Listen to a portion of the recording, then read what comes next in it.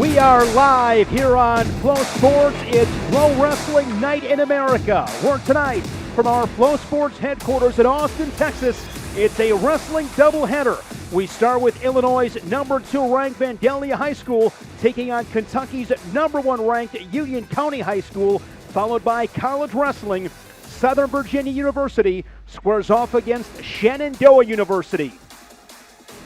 Hello and welcome to FloWrestling Night in America alongside former Nebraska Kearney wrestler J.D. Rader. I'm Shane Sparks. J.D. looking forward to this first high school match. Both these teams ranked high in their respective states. What a great environment and a great test for both these programs. No kidding. Number 1 in Kentucky versus number 2 in Illinois. December, the full swing of wrestling season. It doesn't get any better than this. FloWrestling Night in America. We are back at it right away tomorrow. Looking forward to Edmond North and Ponca City. We'll close this year out with some great showdowns before we resume on January 1st, 2025. Plenty of great wrestling here, JD. That's right. We're going to close out the year with some phenomenal duels. We're going to stick right here tonight, though, because we've got a full slate in front of us. 14 phenomenal high school matches, followed by 10 really good college matches. Vandalia High School and Union County High School. We look at the matchups, and you see at 138 pounds, a 3-time state champion. This is a superstar in Jaden Rainey. Yeah, you see that number 2 next to his name? That's not a state ranking. That is a national ranking. He isn't just one of the best wrestlers in this state, but the entire country. And looking at the second half at 190 pounds, Caden Tidwell, he's talented for the Vandals. That's right. A real leader of this program. Wouldn't be surprised if we see him at 190 or 215 tonight, depending on how Coach Clay sees best fit to use him. Tidwell last season was 4th place at 190 pounds.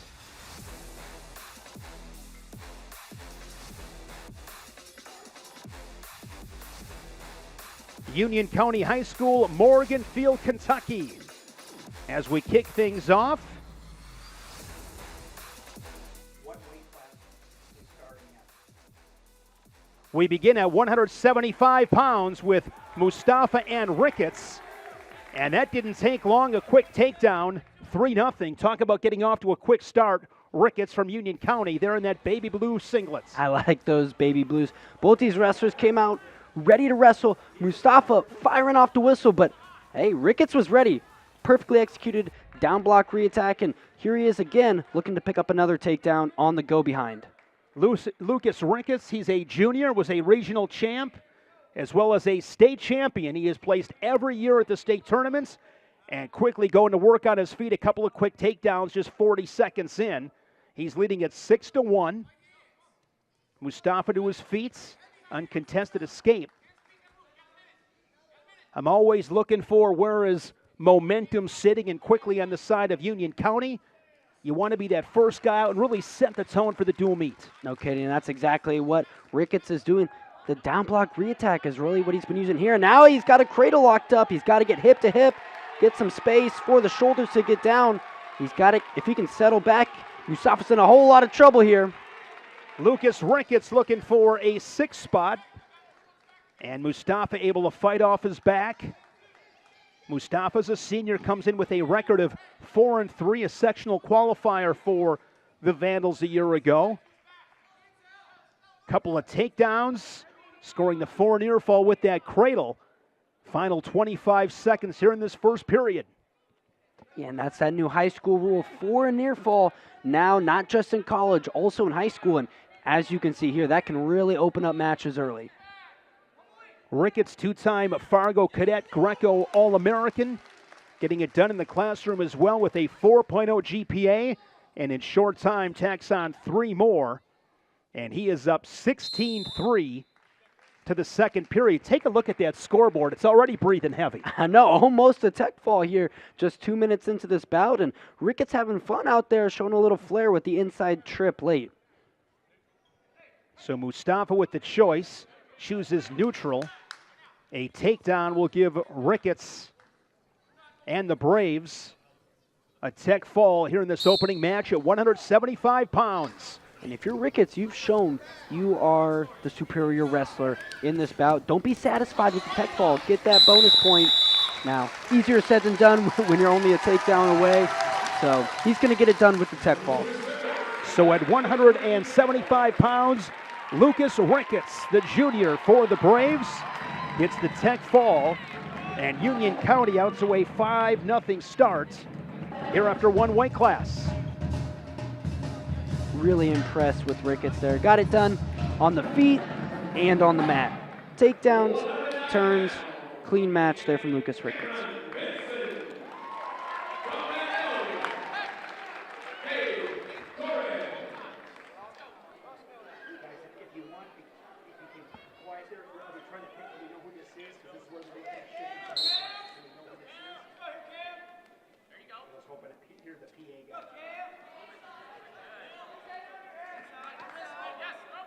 Wrestling here at 190 pounds, it is Ross Miller, up from 175.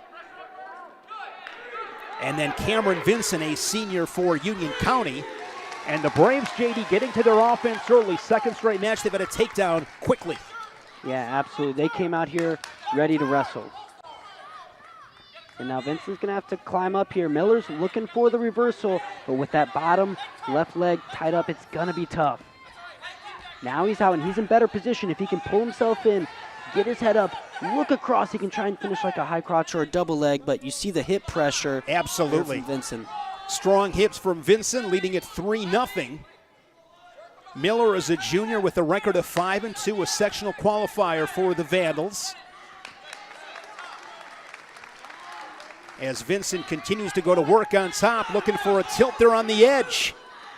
Yeah, if he could have captured that far wrist, he probably could have gotten some near fall, but because he didn't have the wrist captured, just the chop and kind of trap, that allowed Miller to roll through and pick up his escape. And that was really good fight there for Miller because he gets turned, it's going to be 6-7-0, but instead does not give up the near fall. He gets on the board as he scores an escape, and now fighting those double underhooks from Vinson. Miller looking for a head throw, and he hits it. Oh, my goodness. So a tight headlock here from Miller, and he takes the lead momentarily as now Vinson looking for the reversal. Short time, final 15 seconds here in this first period. Yeah, Vinson gonna pick up the reversal, and no near fall on that headlock for Miller. 5-4, an action-packed first period. That was a great head throw there from Miller. He's got the choice, he'll defer. Vinson takes a look into his corner, and he will start the period on bottom.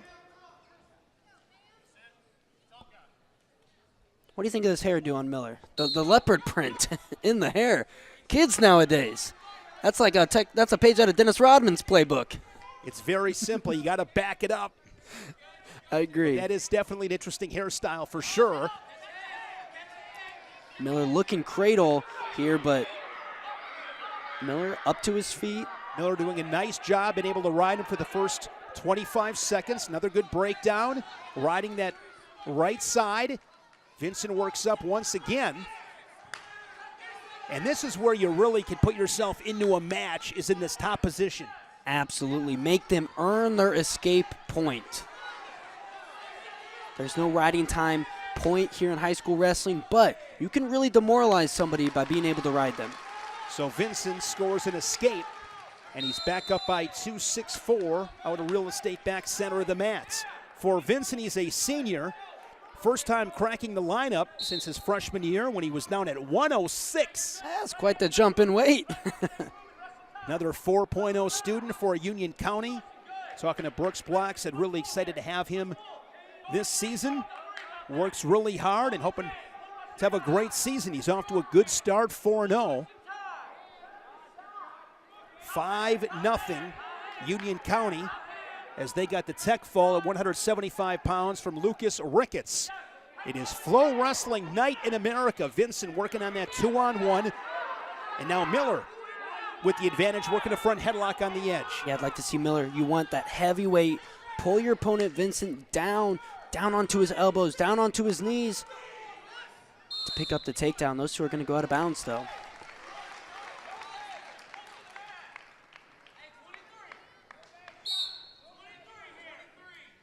short time scoring. Can you find a way to win those final 20 seconds? Get that So big. takedown, get that quick escape, finish the period on top. When you're on top, can you get a turn?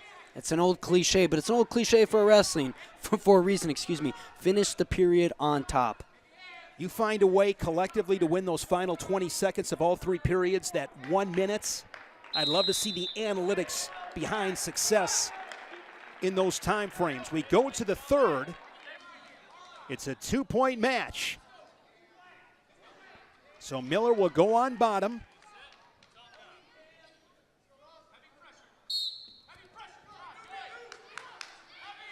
Vincent able to stop first move. And he's got that cross wrist captured. If he can pull that back in, it can be effective. You see him using that left arm as a spiral ride. Now switching off to two wrists. Has that near ankle scooped up of Miller. Coffee grinder position as Miller works to his feet, and they're out of bounds. So 90 seconds left in this third period. Vincent got off to the quick start. Miller hit that head throw to put himself right back into the match. Good quick stand up there for Miller. Much better move off the whistle that time for Miller, but Vincent gonna fall him right back down and puts him on his stomach. Good forward pressure. Sinks in a claw ride. And you can tell, JD, Vincent, hammer on top. Yeah, no kidding. Really doing a good job of following hips. Now back up to his feet. And there's a stall call on Vincent as Miller looking for a neck wrench. We already saw that head throw, so he's got some big moves in the back pockets. But we are down to 45 seconds. That stall call is going to loom large now with 45 seconds to go. If you're Miller, stand up off the whistle. You did it last time because now you could potentially get a stall call to bring it within 1 and then your escape to tie the match at 6. This time, though, Miller sits to his hip. And if you are Miller right now, down on your belly, you got to work up. You're down to 35 seconds. You see Vincent looking to break the hips. He's got that tight waist.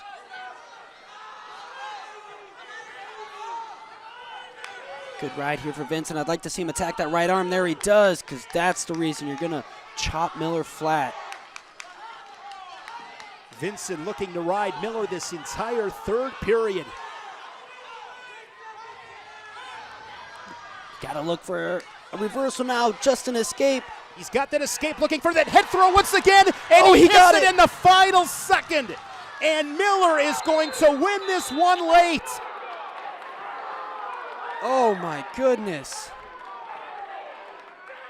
Ross Miller hits a head throw, his second one of the match. That one in the final seconds. He gets his arm raised. It is a win. The Vandals are on the board. Time on the clock, JD. Time to score. That was phenomenal.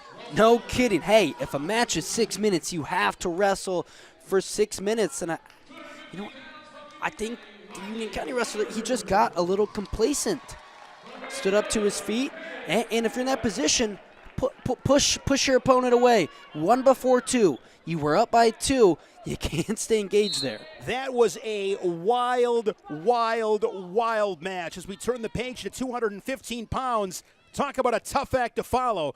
Caden Tidwell, a senior, 7-0 for the Vandals. He was 4th place at 190 last season.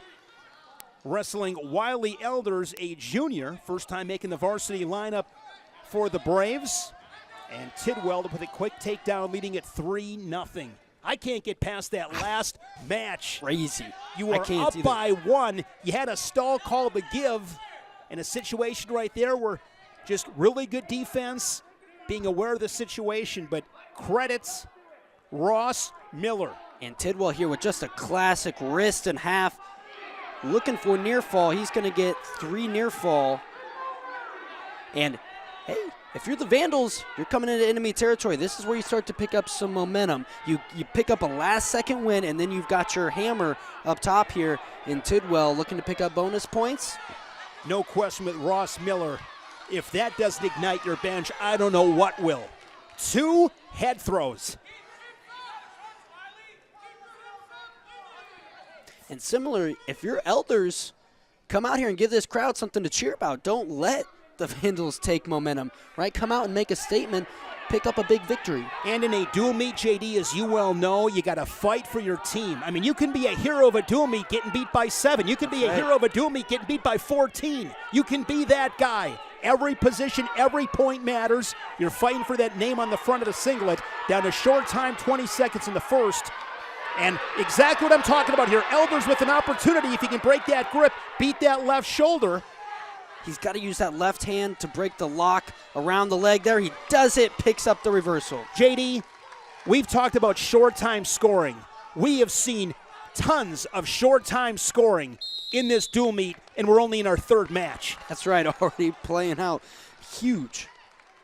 That was a huge reversal there from Elders. Now it's 6-2. Gives him some confidence going into the second period. Yeah, you saw Elders coming out of the break there, fired up with the energy. So Tidwell starting period on bottom. Nothing off the whistle. Ankle pick there from Elders. Potentially dangerous whistled. We both watch a lot of wrestling. Yes, that toss there from Miller, I'll remember that all season long. Ross Miller from Vandalia High School, the Vandal, his 2nd head throw to win it. Elders with a breakdown. What did you always find most critical, JD? Getting out from underneath. You have to be able to get out from underneath. Theoretically speaking, you can win a match if you're not the best on top. If you cannot get out from bottom, you are not going to win a lot of wrestling matches. Tidwell trying to kick away, but Elders has the ankle. Now you look at Tidwell here with a crossface. No reversal awarded. There's the 2 for the reversal. And with 1:10 remaining in the second period, Tidwell leading at 8-2. He's got that butcher position. Good opportunity here for Tidwell. Yep. Keep running. Use your right leg to pry those shoulder blades into the danger zone, which is exactly what he did. Settle back, get your chest to chest. He's got him tight, now gonna readjust. Caden Tidwell looking for the pin here for the Vandals. And he gets the slap of the mat. There is 6 at 215 pounds. And the Vandals have taken the lead. Miller at 190 and Tidwell with the pin here at 215. They go out in front 9-5. Yeah, if this is a boxing heavyweight fight, we've seen blows exchanged, right?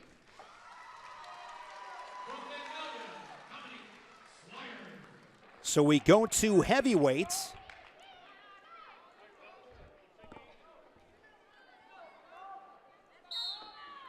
Austin Cummings for Union County, Dominic Swires for Vandalia. Swires, a sophomore, 2-2, sectional qualifier. And Austin Cummings, he's a junior, off to a 5-0 start. And you can tell that Cummings, the size advantage. State qualifier a year ago. Made a lot of big improvements. And for Union County, one of the co-head coaches, Brooks Black, wrestled heavyweights at University of Illinois. And I'm sure Austin Cummings learning a lot from Brooks Black. He was a monster during his high school days at Blair Academy. Blair Academy, pretty good program. And I like what Cummings is doing here in the first minute. Hard hand fight. We've seen him go for that pass by, that elbow hit by several times, has come close, hasn't quite gotten it, but he's been able to use that effectively because of the forward pressure. And look at this, Swires looking for a head throw, but it's defended by Cummings. And the Braves heavyweight leading it 3-0 with that takedown.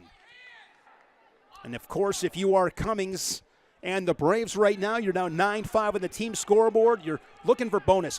Every weight class in this dual meet, you are chasing down bonus points. Find a way to get those extra team points.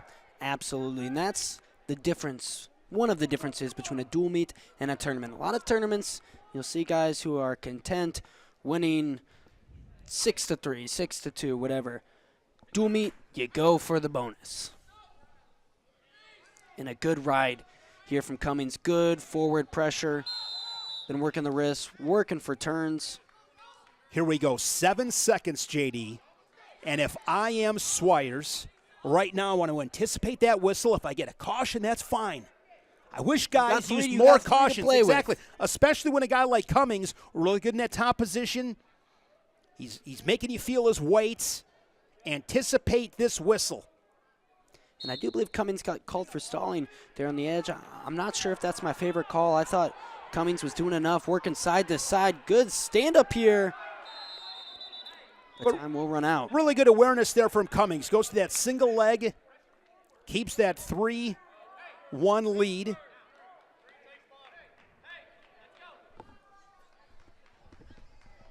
And now Cummings will go on bottom here in the second period. As I mentioned, Cummings 5-0.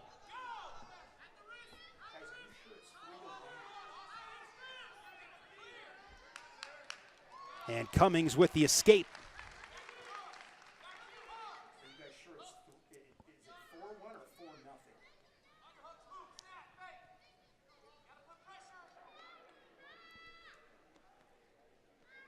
25 seconds into this period, 4-1 score. Both guys collar tie, head fighting, hand fighting, pummeling. Good hard snap there from Cummings.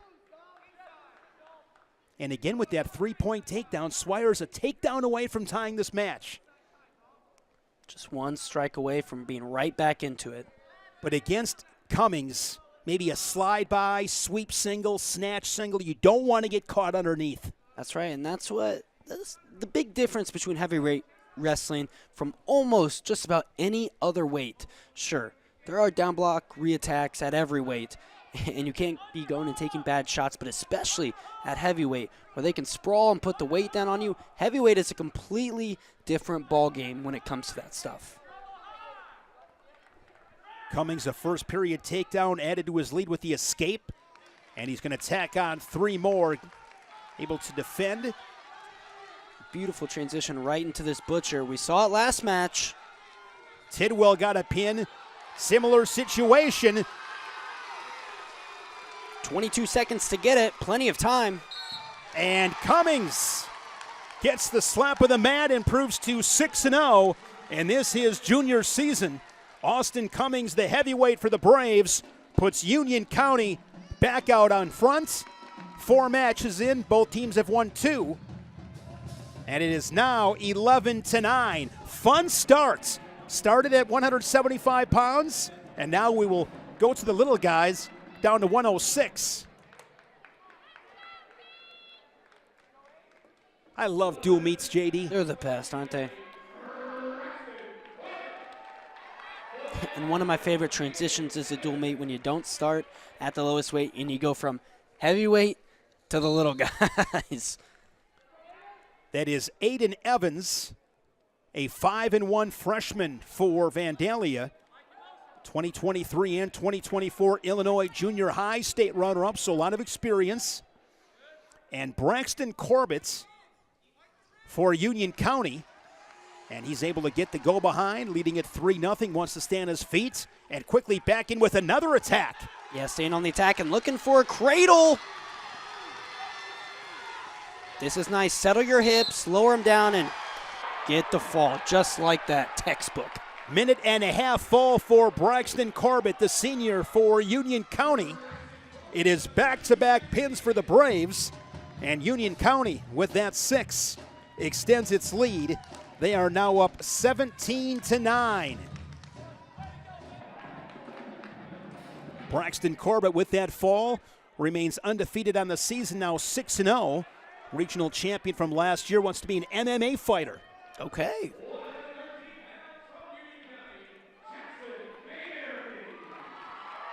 And to bring this back to fighting, like I said earlier, the 2 were exchanging blows. Union County now landing 2 straight blows, taking the advantage. Should be a really good match here, JD. This is Max Philpott, an undefeated sophomore, 5-0. 2024 Class A state runner-up at 106. He is ranked number 1 at 113 pounds. And Jackson Mayberry, he's a junior, state qualifier last year. He too was undefeated, 5-0. So two guys off to a good start. And I'm sure all day long they've been thinking about this matchup. Oh, yeah, and you see Philpott there in the low stance. He likes to drop down to a knee. When you're wrestling a wrestler who drops down to that knee, you got to stay in your low stance, right? You got to kind of match their level. And Philpott with a nice shot to get on the board first. 3-0 for Philpott. The sophomore leads it. The Braves leading the Vandals 17-9. Philpott sinks in a claw ride. Sinks it in deep. Has that near ankle scooped up. Down to 50 seconds. And one thing, JD, in tough matches, you got to get greedy. Against really good guys, you get that takedown. It's got to be the mentality of finishing the period on top. Absolutely. Now with 37 seconds to go, if you're Mayberry, you're just holding base right now. You got to start moving. Knee slide, switch, sit, up to your feet, something.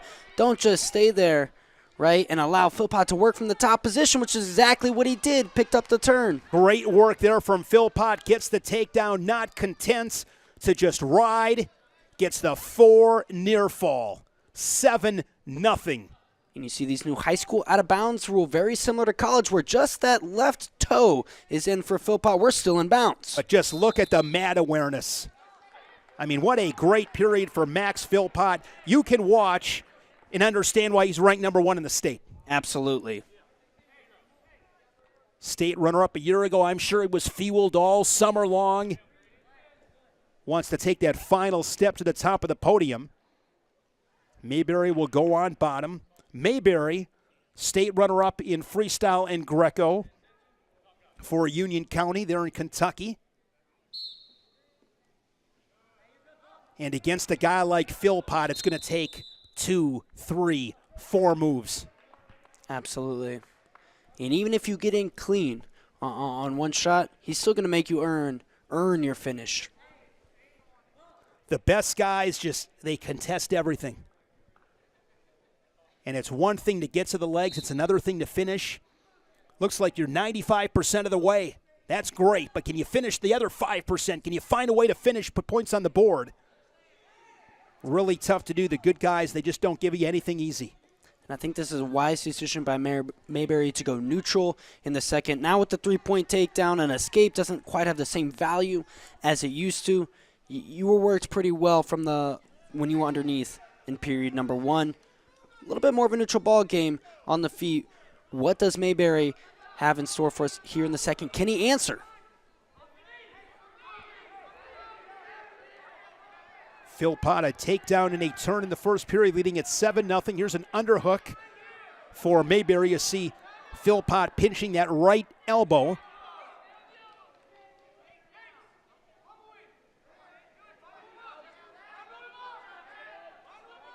If you're Mayberry, a takedown would put you back into the match.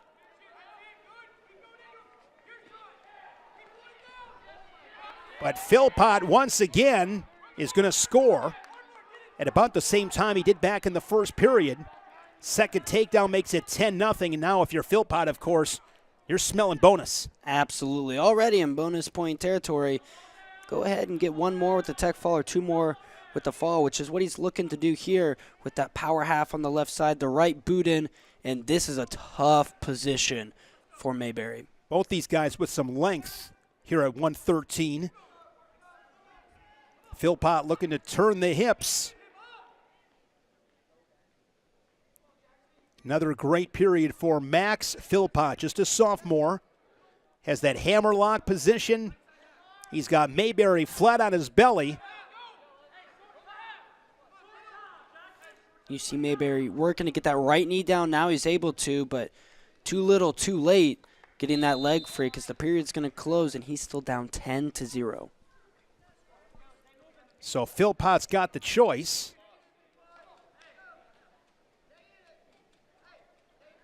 And the Vandal will go on bottom. Shane Sparks, JD Radar. here in our Flow Wrestling studios in Austin, Texas. FloWrestling Night in America. Doubleheader. After this, it is Southern Virginia University and Shenandoah University College Wrestling. And then tomorrow, a showdown in Oklahoma. Looking for the switch and the reversal. It's a 12-0 score. We've seen Philpott, solid JD in all positions. Yep, neutral, top, now bottom. Just outclassing Mayberry a little bit. See how he plays this, JD. Inside of 90 seconds, does he look for that turn or does he go to work on his feet? Got to be thinking tech fall here. Yeah, I think turn, you've turned Mayberry before, but he's going to, whoa, that's, almost jumped the gun, said he was going to work from the feet, but he was looking for a cradle, now going to work from the feet. So he's going to need a couple of takedowns or a takedown and a turn.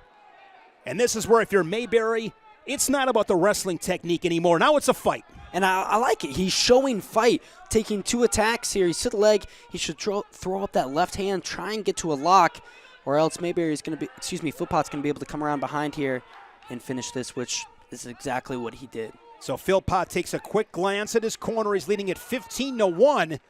I'm a little bit surprised he hasn't cut him and gotten back to work on his feet, but he's got that wrist, he's got the tilt, and there's the reason why.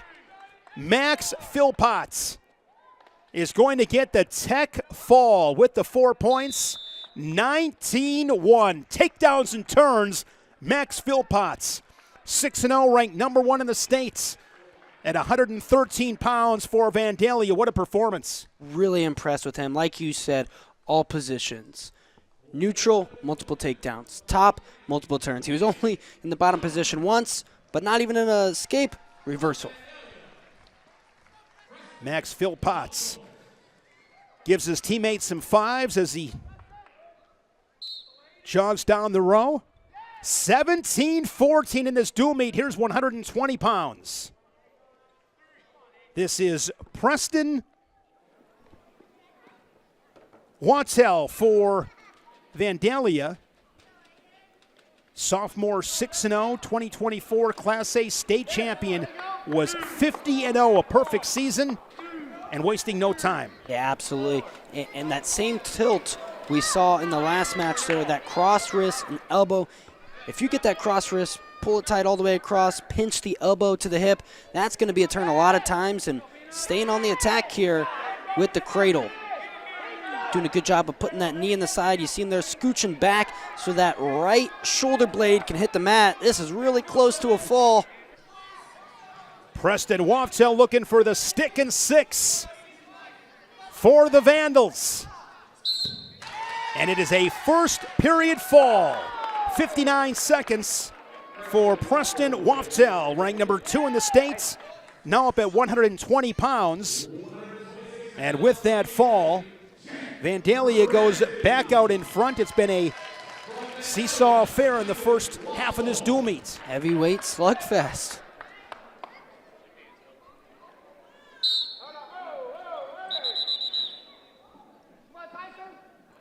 So here is his brother, Tyson Wattell.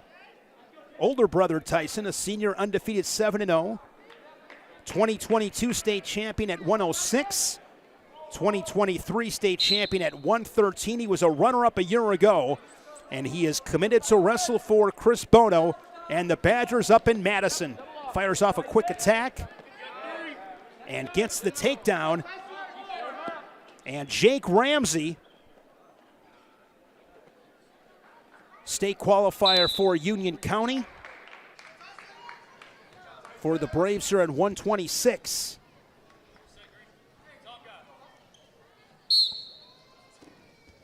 Good chop there from Wattell, and you see him transitioning right into this bar and wrist. Armbar tilt here for Wattell. Gets the 4 near fall. 7-0. Heading the side, looking for an inside cradle.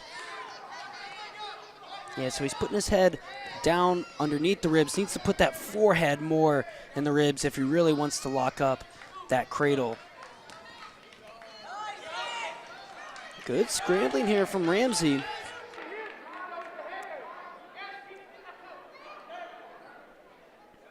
but Waftel just one step ahead. Waftel with 50 seconds first period, leading at 7-0. Ramsey to his feet. Nice return there from Waftel. Another good mat return there with 40 seconds.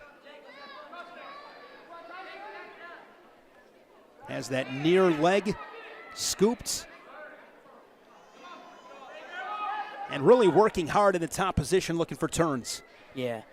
And, you know, actually, Ramsey doing just about everything he can correctly, right?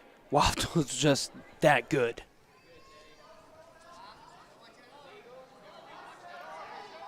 And looking for a fall, short time, down to 10 seconds. See that half Nelson, now going to readjust. And out of bounds. Those are the little things in dual meets when it's all said and done. That could be huge. Getting out of bounds.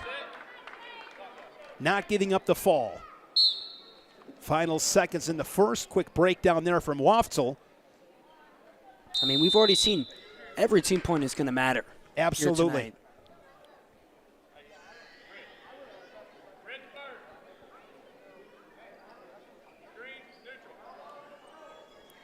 Ramsey going to go neutral.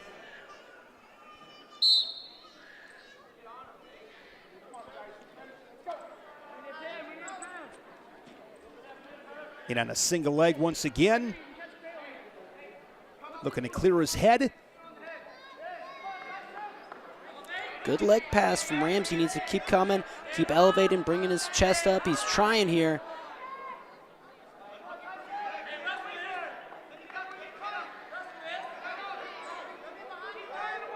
If you're Waftel, you're holding on for a stalemate here. Or if you want to keep wrestling through this position, he's looking kind of for like a Jonesy tilt, but he's not going to be able to get that whizzer in like you need for a Jonesy tilt, so the referee's going to put him back up on their feet.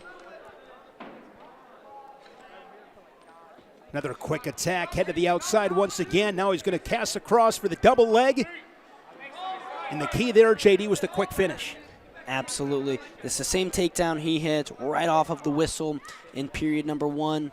Same exact setup, shot, and finish. 13-0 bonus point situation here for the Vandals. Keep in mind, Jaden Rainey lurks for Union County. Yes, he does. Armbar there on the right side. Now Ramsey able to clear that. Waftel very active on the top.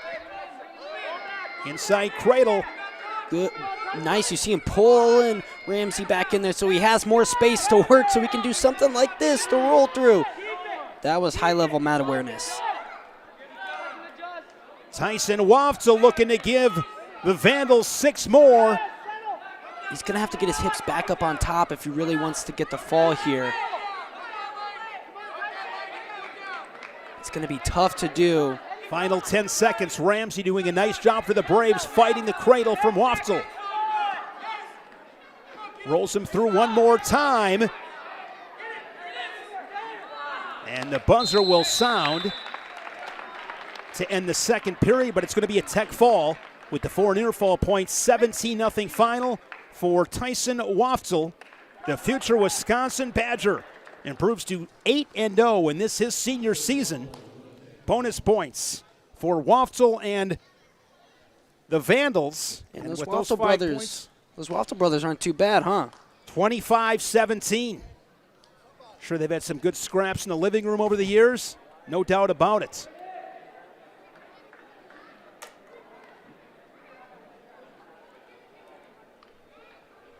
At 132 pounds, it's going to be Eli Mabry for the Vandals.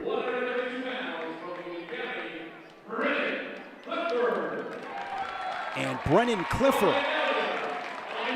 Clifford, a sophomore. First time making the varsity lineup.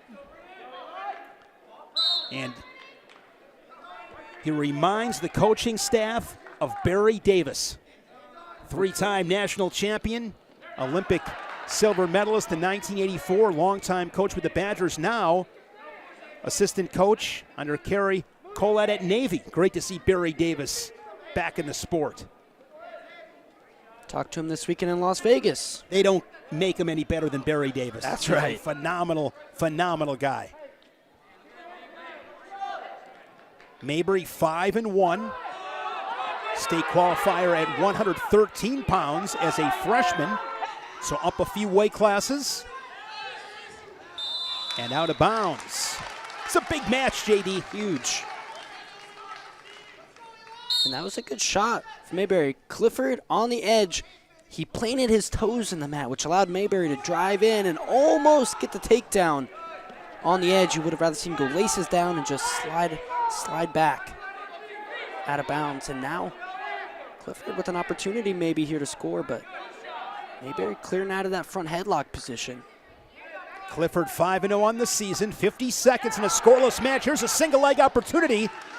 Nice job there from Clifford. He leads it 3-0.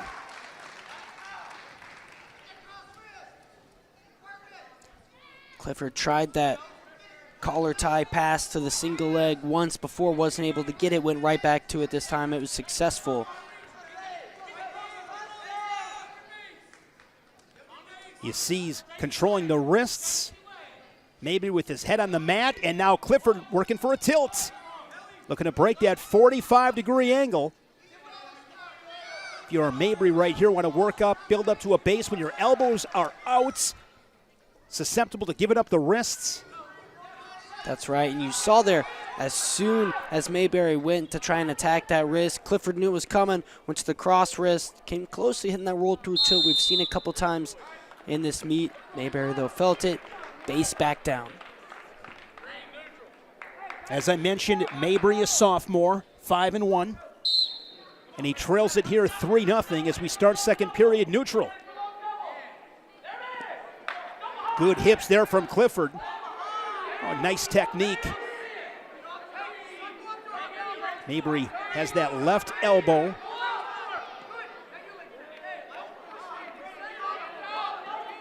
Tightly contested match here at 132 pounds. Doubleheader on this Wednesday night, FloWrestling Night in America. Vandalia and Union County in our high school match. Then in college it is Southern Virginia University and Shenandoah University. That will follow here on FloWrestling.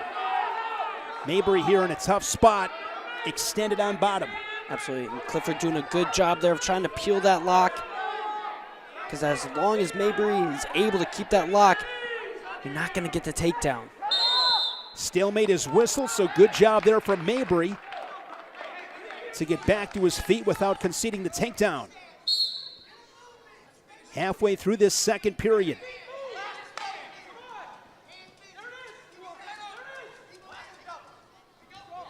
Shot there from Mabry, but again, right into those hips of Clifford.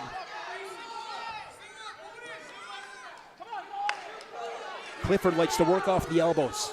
Yes, he does. You saw that's how he got his takedown. And Mabry has to be careful when he's coming right-hand collar tie. Almost every time he has, Clifford's gone to that elbow pass single leg. Jason Clay, 23rd overall season with the Vandals. 467 and 108 record. 5 state trophies, done a phenomenal job as Clifford, with his second takedown of the match, leads it 6-0. Just a good old-fashioned head block re-attack there from Clifford, and going back to work on top, continuing to work for the fall. Good stuff here. Good hard cross face there from Clifford. Scoops up that near ankle, and we'll finish the period on top once again. 2 takedowns, 2 rideouts for Brennan Clifford, the undefeated sophomore for Union County. And now he'll go on bottom. 25-17.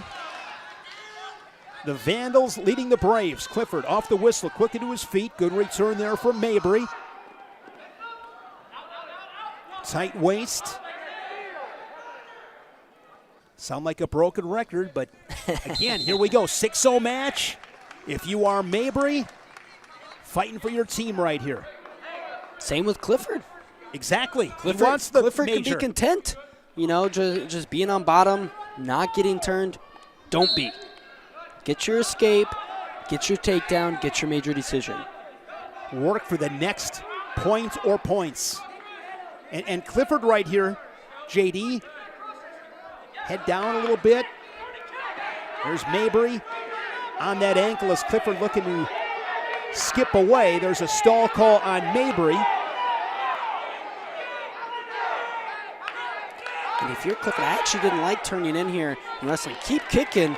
Mabry wasn't working to work up, you know, get another stall call. Because now you're in a scramble position, potential stalemate situation, and he is still technically on bottom. I know it doesn't look like it, but he is. Yeah, Mabry remains in control, and time is ticking away. We're down to 55 seconds.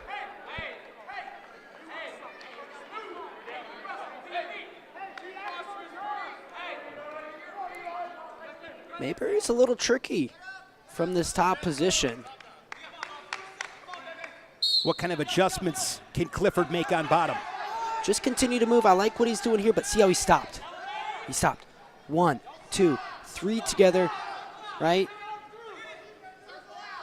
Keep wrestling. A reversal and a ride out would give Clifford the major decision, but Mabry doing a great job on top. He's been able to ride him 90 seconds here in this third period. Now Clifford's got to get up to his feet. There it is. So he's got that reversal, and now 20 seconds away.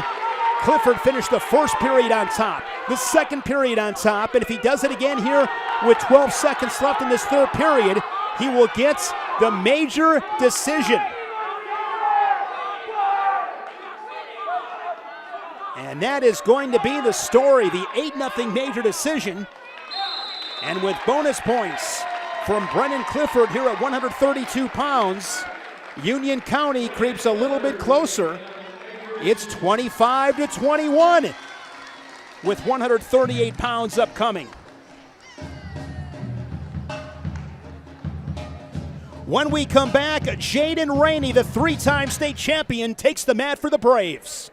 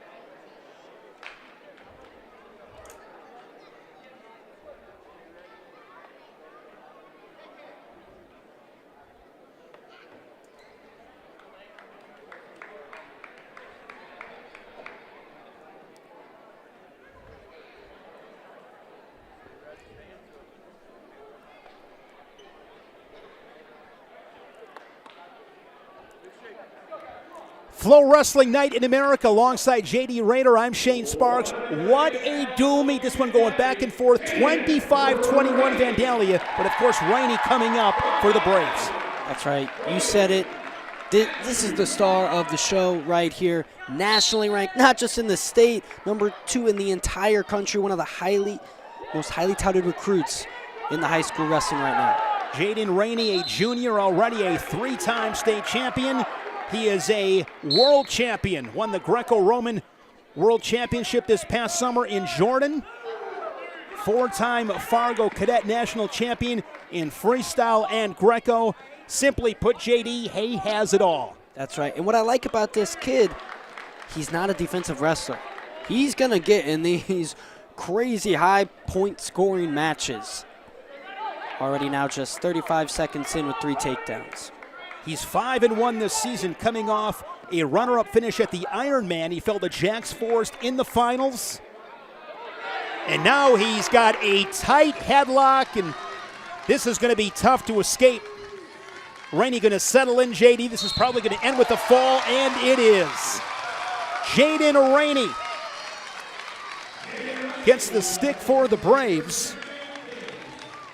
And Union County goes back out in front, 27-25. That's what a leader does. That's right.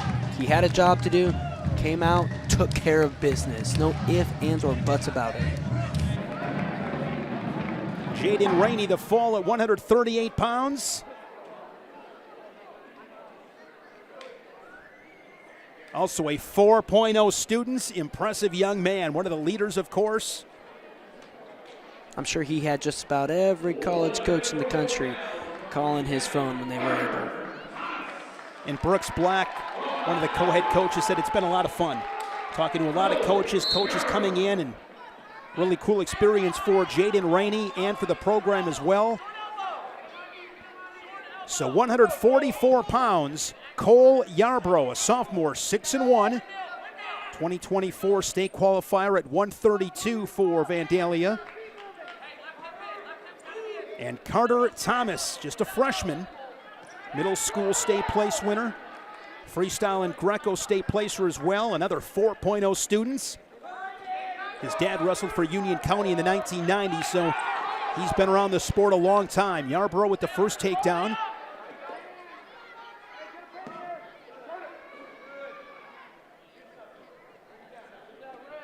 And Yarbrough putting together a nice little ride here. As well, you see an attacking wrist, chopping, pushing from the outside too. That's not a technique you see a lot in high school wrestling. You see a lot in college.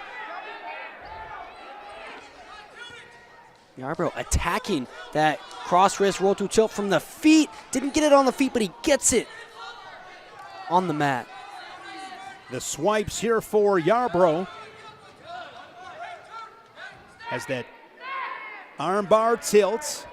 Still with that lock, he can score more near fall. He's got 2 upcoming, but he wants the 4. That's right, now that he has that wrist in that bar, if he goes back to his right side, and they're going to stop this, I believe, for the headgear. Coming all the way off around the throat of Yarbrough. But once you get that wrist and that bar, go back to the right side. Use the bar on the left to plant the shoulders down. You can pick up a fall from that situation. A little bit unfortunate there for Yarbrough that it was stopped. Goes right back. He captures that wrist. He's up 5-0. The 2 near fall was awarded. Looking to roll him through one more time, and he does. Just gets a 1 count. Still has 15 seconds. Can he score again? Thomas defending. And you see Yarbrough there trying to actually transition into the bar. There he's able to. Now he's looking to go back to the right side, and he's going to pick up good near fall here. He's got to scoot. Keep scooting your hips. Rolls him back on top. Good work by Yarbrough there late in that period. Turned him, JD, with 3 seconds. Gets 3 swipes. 3 near fall. 5 near fall points in that period after getting the first takedown. 8-0. And you and I have had these discussions, JD, many times, whether it's FRL or you and I just talking some wrestling. Go to work on top. I like 3-point takedowns. I've come around, but you know what I like more? 4-point near falls. 4 is always better than 3. And being good in all positions.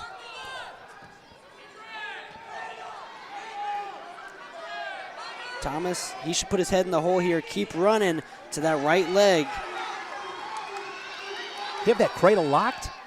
I don't think it's locked yet. I can't see the left hand, but he's almost in a dresser dump type situation here. Thomas underhook left side. Now he's got double unders. 1:15 period. He trails at 8-0. Throws him by and out of bounds. I like the thought process. I like that mentality. I do too. We've seen it. You see the underhook used a lot in high-level wrestling, but I feel like it is underutilized in high school wrestling. Caden Tidwell at 215 pounds, got a pin for Vandalia, hitting a head throw in the final seconds. That's definitely been the move of the meet. No kidding, at the buzzer.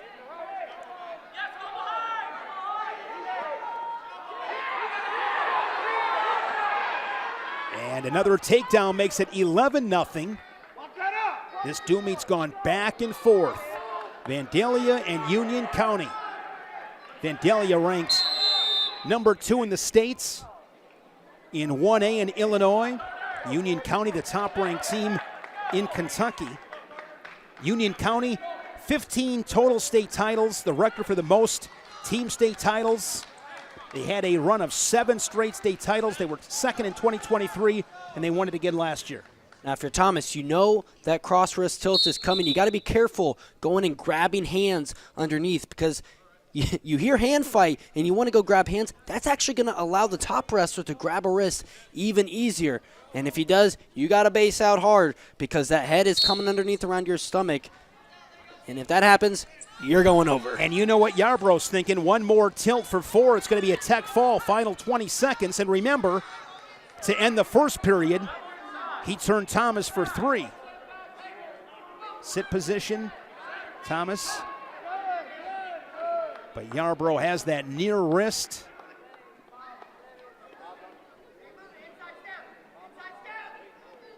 And Yarbrough an 11-0 lead to the third.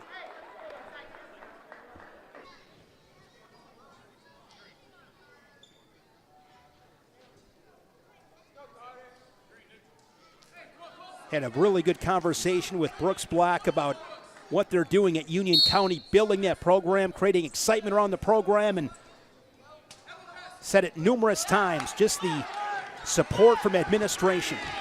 Tara Hancock, the superintendent, Amy Nelson's the principal, Jeremy Tackett, the athletic director, and one of my favorite guys is always, JD, Hunter Sanders, the band director. If you are a wrestling coach, you got to be friends with that band director. Bring him to your duels. Make it an event. Nobody is a bigger champion of pep bands than you, Shane. No doubt about it, JD. But how about this with Thomas? Down 11-0. Love the fight. You get a takedown. You show some fight. Exactly. Now it's 11-3 with the escape 12-3. But now you're in position. Hey, get a takedown. Good attack below the knee. Yeah, now the narrative completely shifts. It goes from, Yarbrough, you got to get your attack fall, to Thomas, you can keep this to a decision, if not more. This could be... There's still a minute left. Exactly. We'll see how this plays out, and I love the body language right there from Thomas. He's first guy back center of the mat. These are the things in dual meet wrestling, JD, that I always say. They might not show up in the box score per se. This is how you win. And, hey, Yarbrough gets back on his offense 15-3, and now his mindset shifts again. Yeah, and sometimes you get a little too overzealous when you start feeling good and start feeling the momentum, and that's what happened there to Thomas. He started feeling it. He ran right at Yarbrough. Yarbrough dropped in on that nice single leg. Tech fall here for Yarbrough. At 144 pounds, the sophomore improves to 7-1, gets his arm raised, as Vandalia goes back out in front, now 29-27. 3 matches to go with Union County and Vandalia.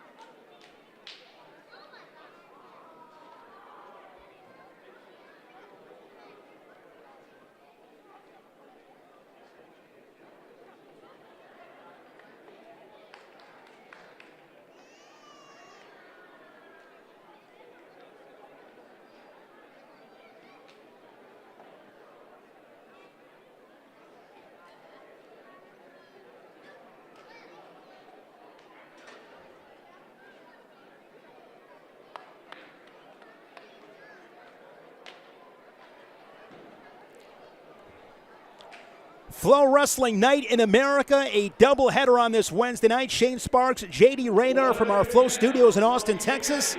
And this one has lived up to the billing with Vandalia and Union County. 29-27, the Vandals up on the Braves.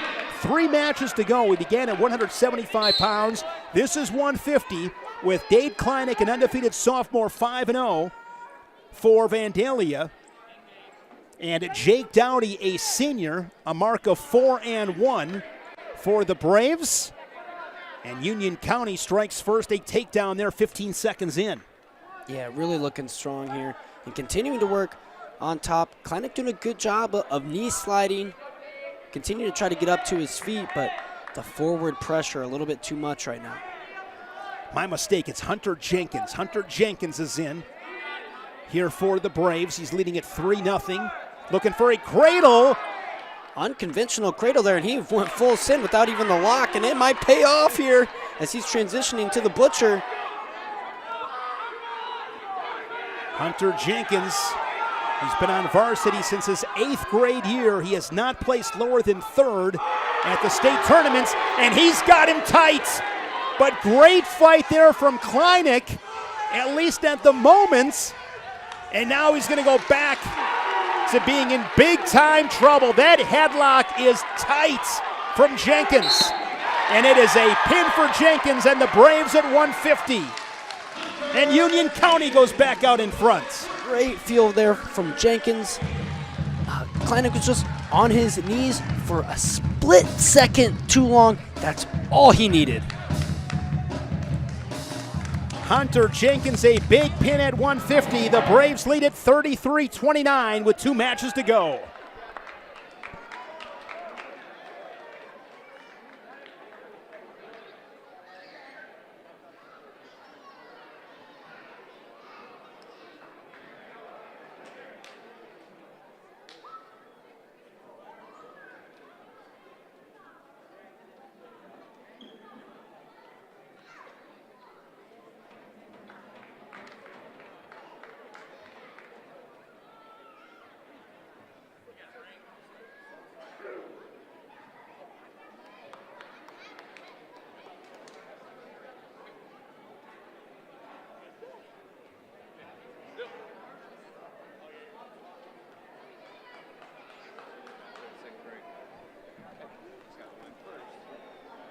(33-29) Union County. We talked about it all dual meet, JD. Bonus points would be critical. That's been the case for both teams. They've both come out and scored a bunch of bonus points.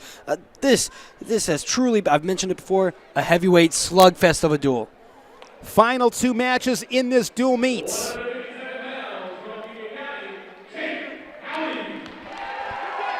£150, Dilton Hinton for Vandalia.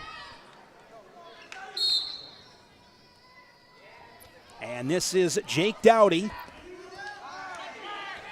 Hinton, a junior, 7-0.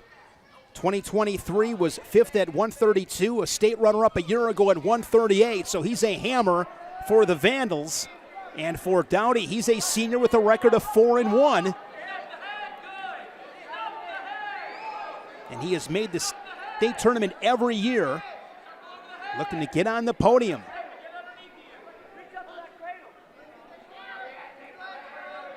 Really good sprawl here from Dowdy. It was a decent shot by Hinton, shot the high crotch, switched off to the single leg. Not able to score. 33-30, a 3-point match. Hinton working off a 2-on-1. Now Dowdy with a front headlock. Hinton perhaps looking for a dump. Yeah, that's what it looks like. You see him holding on to that tricep, the right tricep hard. As he now transitions to the wrist, gets up to his feet.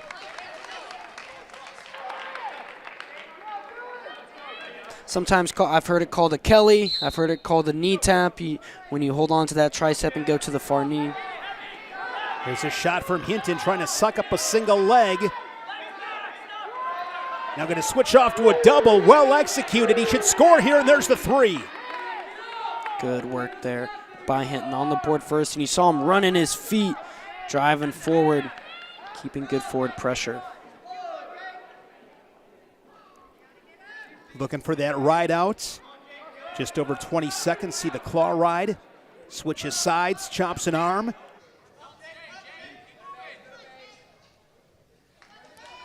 If Hinton wins, it is going to come down to the final match in this dual meets. We began at 175 pounds. It's gone back and forth. And Hinton gets the takedown with about 35 seconds left in the first. Gets that so critical ride out. And he's up 3-0. Downey with the choice. The Brave will defer, and Hinton is going to go on bottom. What a way to start FloWrestling Night in America. College match to follow, Southern Virginia University and Shenandoah University. That's a follow. And here's Dowdy going to work on top. And you know these wrestlers they know the team score. They are feeling a little bit of extra pressure right now. Sometimes that can mentally weigh on you.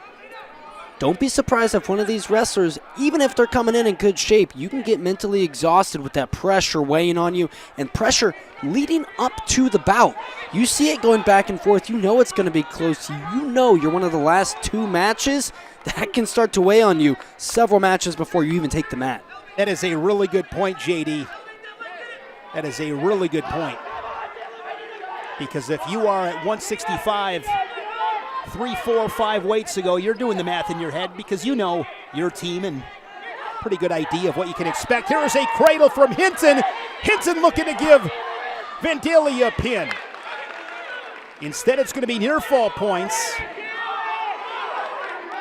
The 2 words of this broadcast, bonus points. No kidding. Nice work by Hinton here, going right back to it. And this one looks a little tighter. Hinton looking for the pin. Dowdy needs to hook his feet to try and kick, but oh, that's it. Dylan Hinton gives the Vandals a pin, and Vandalia goes back out in front. Of course, one more score change. We had to have it. 36-33. It comes down to our final match at 165. It is FloWrestling Night in America.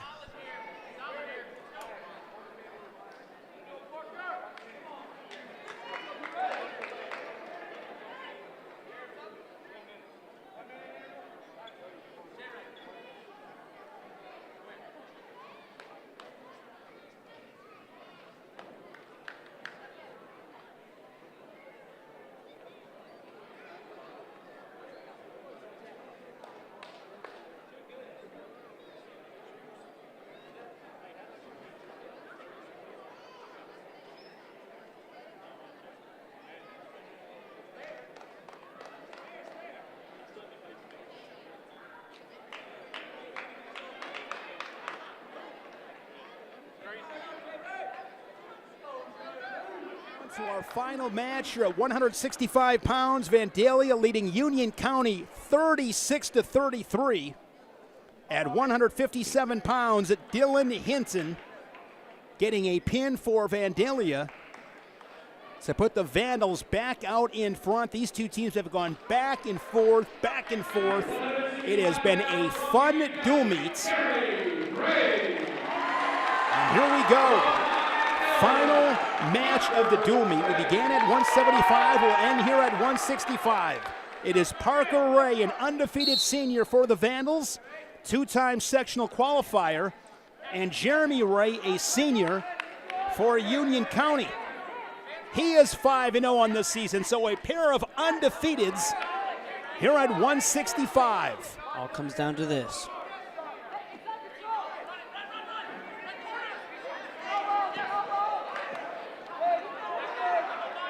Front headlock here for Parker Ray. Ray versus Ray.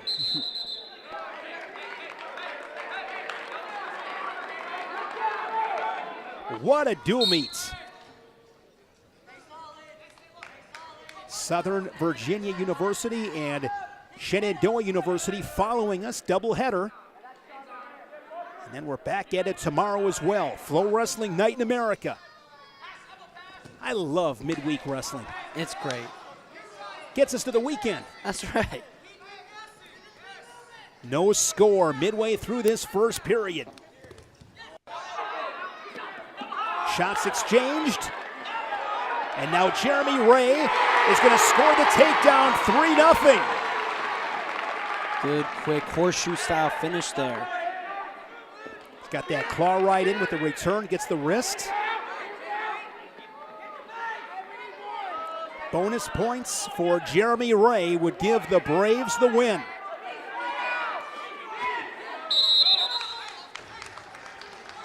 Both guys undefeated. Jeremy Ray has been on the high school team since the 8th grade. Multi-time regional placer, 2-time state placer.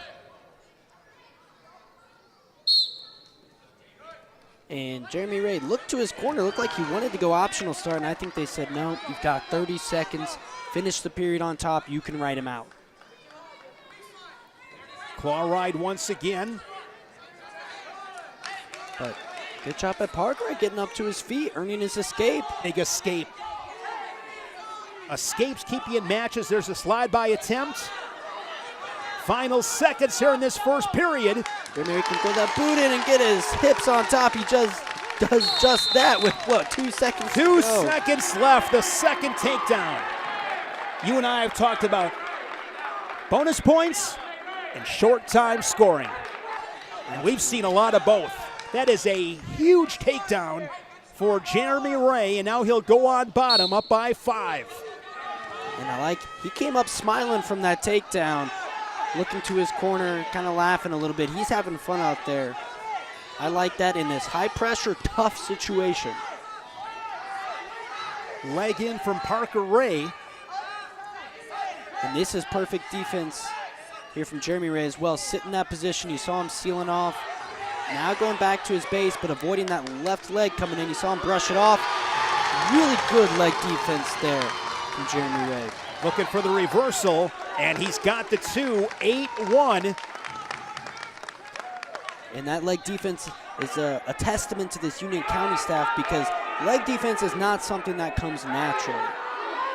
You naturally just kind of want to base out there, stand up or whatever. You need to drill that technique a lot to get it ingrained in your brain. He's got that cradle locked up. 60 seconds, second period. Jeremy Ray doesn't want this to go to criteria. He wants to win this by bonus points and be the hero for his team. I like it. Neither team has been able to pull away. And floating with some near fall points. Looking to break that 45-degree angle. Did he get one swipe? I think he must have just gotten the one swipe. This is coming right down to the wire. 36-33. But Jeremy Ray in bonus points territory. This is about where the two restarted last time. A couple less seconds. But we saw an escape and a takedown in the final 30 of period number 1.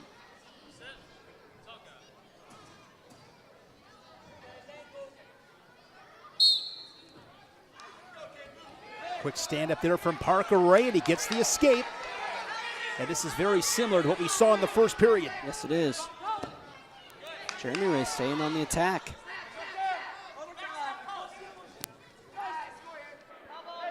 Underhook, double leg.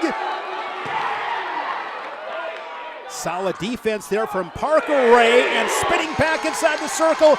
Jeremy Ray again with 2 seconds left, finds a way to score. He just matadored on him in phenomenal mat awareness to hop back in bounds and pick up the takedown.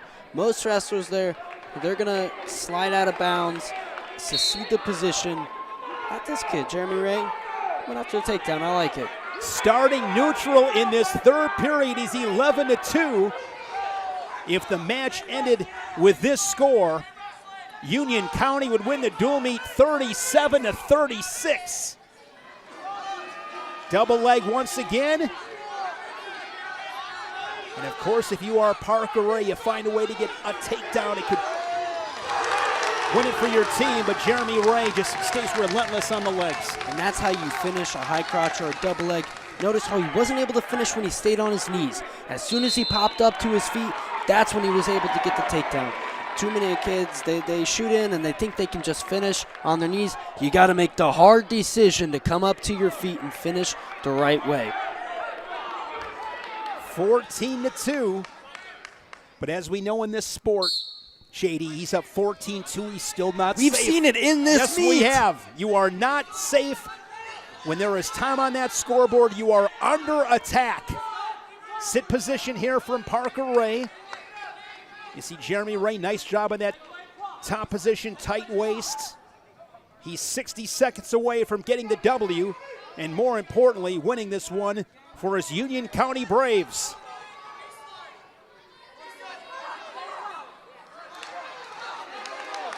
And if you are Parker Ray, you can be the hero, getting beat, but just finding a way to get a takedown in the final 40. Absolutely. Oh my goodness. Jeremy Ray just got Big Brother there with the underhook. Jeremy Ray here in the final match of this dual meet at 165 pounds, leading at 17-3. Union County, the #1 ranked team in Kentucky. They have won the state duels for the last 13 years. 21 wrestlers in the last 7 years have earned college scholarships, 13 of those in Division I. Stephen Little wrestled at Union County. First Division I All-American after placing 7th for Little Rock last March in Kansas City. What a dual meet it's been.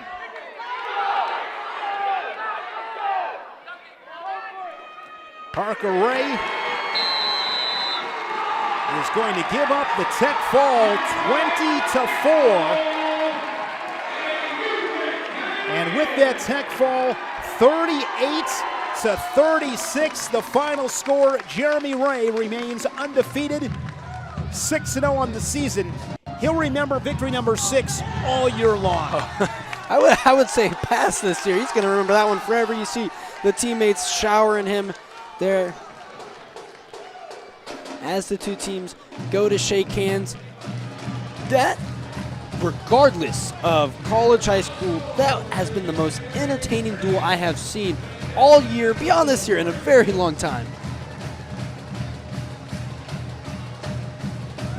There you see the scoreboard, the final score, 38-36. Union County, the #1 ranked team in Kentucky, comes back to beat Vandalia, the #2 ranked in 1A in Illinois. Fun dual meets. These guys let it fly. Bonus points, short time scoring. That told the story. Absolutely, and it was, we say momentum is a real thing in wrestling and duels. Toss it out the window in this meet because it was back and forth as back and forth can be. FloWrestling Night in America alongside JD Rader. I'm Shane Sparks from our FloWrestling studios here in Austin, Texas. 38-36. That was a lot of fun. But we have another one, a doubleheader on this Wednesday night. We will head it to Virginia, Southern Virginia University and Shenandoah University. Fun night of wrestling. That's right. Don't go anywhere. Keep it tuned here on FloWrestling for FloWrestling Night in America.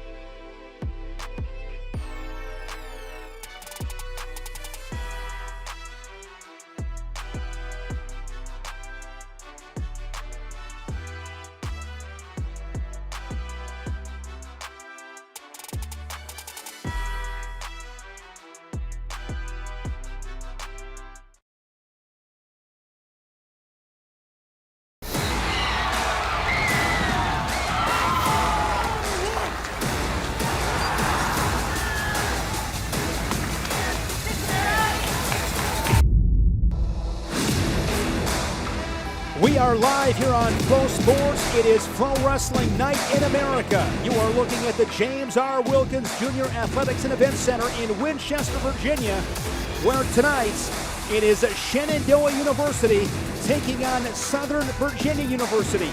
FloWrestling Night in America. We saw Union County defeat Vandalia 38-36 in an outstanding high school dual meet. And now we turn the page for some college action here on FloWrestling.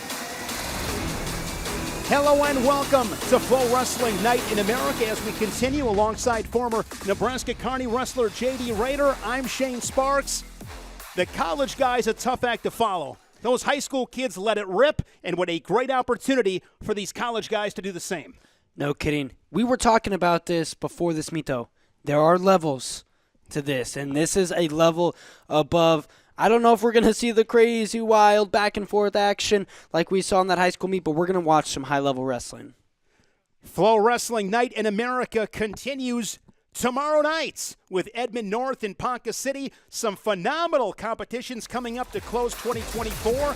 And then January 1st, right back at it again here on FloWrestling Night in America. And how about January 8th, JD? We're going to be there, Bishop McCourt, Wyoming Seminary. Let's go. Oh, fire me up, Shane. That's how you start a new year. Face-offs, the intros taking place. And there you see the first 5 matchups, of course, in college wrestling, 10 weight classes, and compared to the 13 you see in high school wrestling.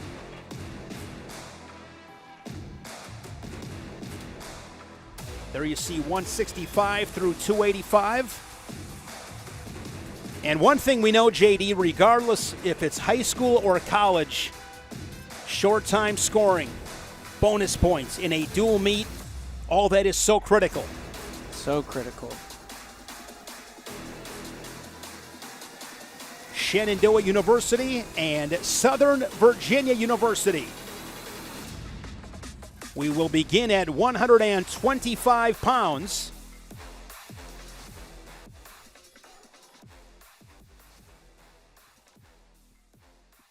Matthew Papa for Southern Virginia University, the Knights. He's 2-4 on the season. And Anakin Burks, a sophomore from Strasburg, toes the opposite line for the Hornets.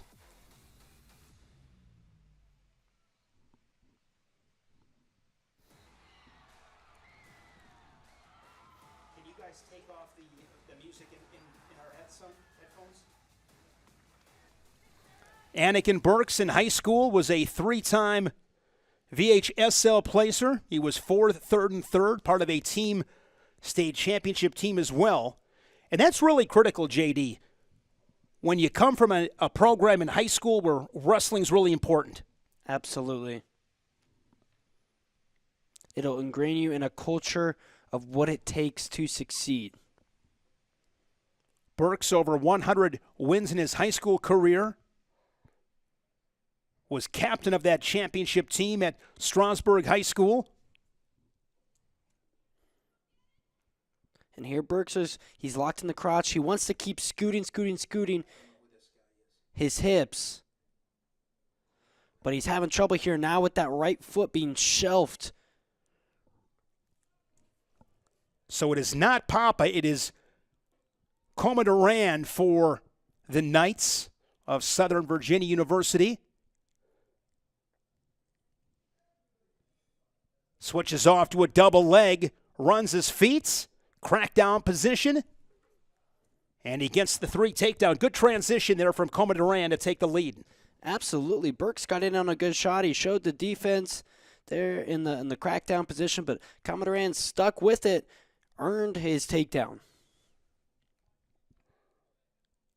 And now we're back once again in this crackdown position.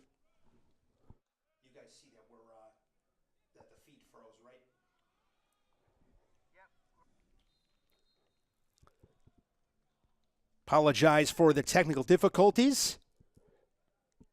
Try to get this straightened out. Shane Sparks, J.D. Rader, FloWrestling Night in America, just underway. From Winchester, Virginia, with Shenandoah University and Southern Virginia University. There we go, inside of a minute. Guys, now it says Papa. Is it Papa or Coma Durant? You guys know?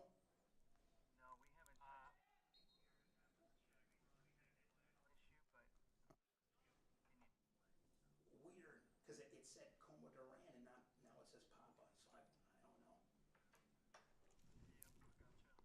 39 seconds here in this first period.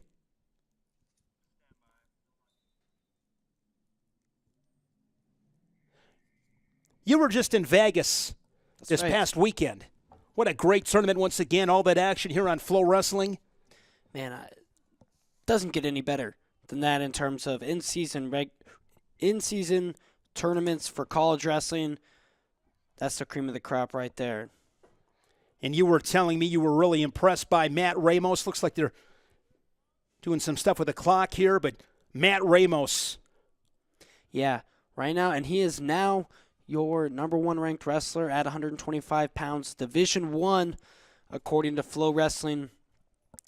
It was Richard Figueroa, your national champion. He hasn't been on the mat much this year. His team went to Vegas. He sat out with injury. Matt Ramos went to Vegas, won it convincingly. He is now the number 1 ranked wrestler in the country at 125 pounds. Ramos 14-0, 40 takedowns. He has yet to surrender a takedown. He scored 73 back points. He has been on a mission early on in the season for Tony Ersland and Purdue. Good scramble right here. Short time inside of 25 seconds in this first period. First match in this dual meets. You and I talked about it earlier as the 3 points is awarded, now locked hands, but especially at the college level, guys just don't concede.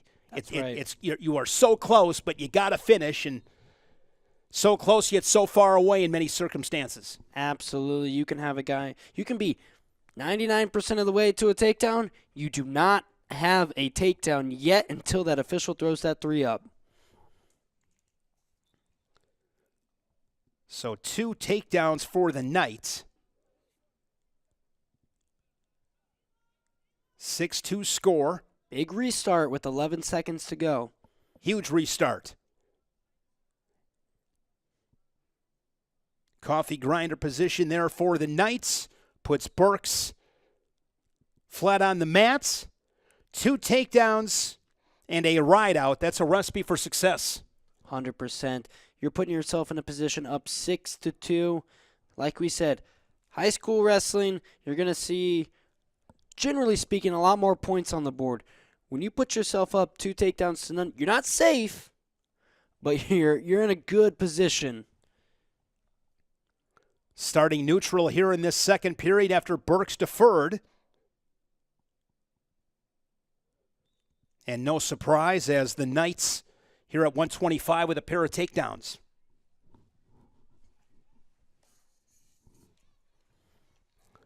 A nice shot there. Going to complete it, extend his lead. Now 9-2, third takedown of the match.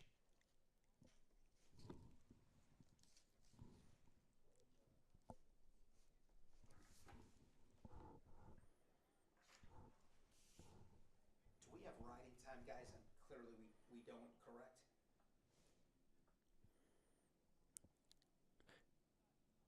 If you're Burks, you got to get back up to your base. You see him sliding that right knee up, slide your left knee up. Now you start to work from here. And the riding time, have to believe, is near a minute. Guys, no riding time, is that confirmed? There's the escape for Burks. 50 seconds left. Good defense. And you saw Papa came up to around the waist. He should have came to the leg. It's ultimately not going to matter. He does get the takedown, but for a second, Burks was able to throw that whizzer in. Doing a nice job on his feet and on top as well. Has that wrist looking to run an arm bar. Short time, final 20 seconds.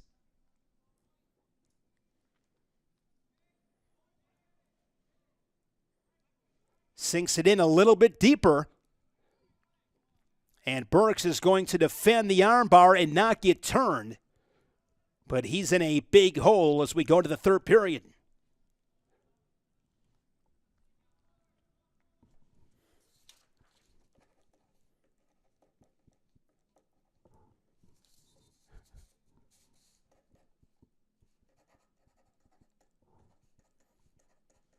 And we're going to start the third in neutral.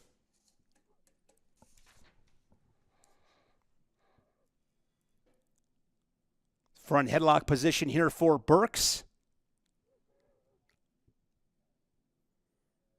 Good job right there from the Knight to just fight that position. You're not in a good spot, and he just fights out of the position to give himself a chance. Absolutely. He's doing a good job of wrist control, too. Now the club to the high crotch. He's going to have to pull himself back in, but you see Burks has that the right toe. That's going to make things tricky. Looking for another takedown on his shoe tops. Probably going to get a stalemate.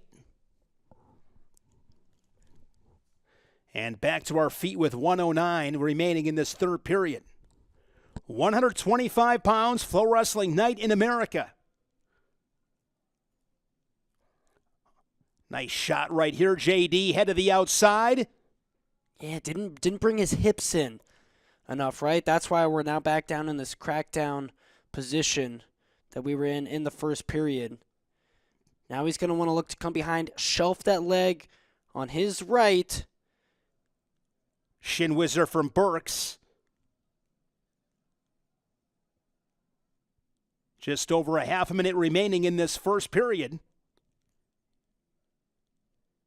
And a stalemate is whistled.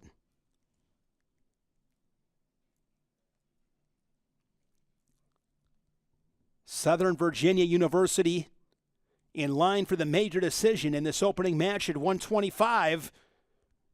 Goes into a double leg. And he's been on the legs this entire match. Living on the legs. Finishing has been a little bit of a different story. Obviously, he's picked up a couple finishes here, and here he does again. If he can climb up right into a tight waist or chop, he could potentially turn this into a turn, but instead, he just jumps up into what I call the backpack position. Gets the riding time point as well, so it's a 16-3 final. I like that takedown final 10 seconds. Good awareness, get on the legs, you lock up a double leg, you score one more time. That's how you finish a match, JD. That's right. Put your team on the board first, get things going. And if you're a 125-pounder, that's your job.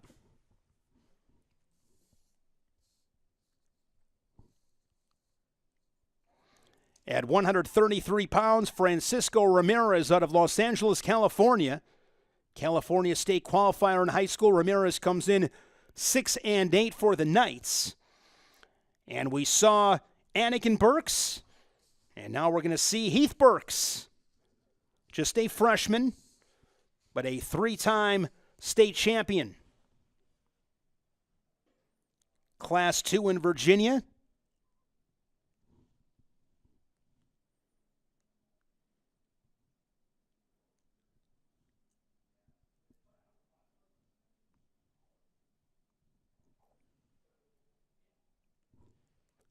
Goes in, but not much of a setup there. No angle. Now he's able to clear a front headlock, and now a 2-on-1 and another leg attack. And now he's looking big, JD. And Francisco Ramirez is able to defend it. Yeah, sometimes freestyle or Greco, you'll see that called a slip, but no slip call in folk style wrestling. And that's why you keep a short neck when you're in that kind of over-under position. You stick that neck and that head way up there. You give your opponent a lot of real estate. That's when that head and arm throw will come into play. Guys, I'm confused by this score. Do we got the wrong name? No, maybe we're okay. And there's an escape.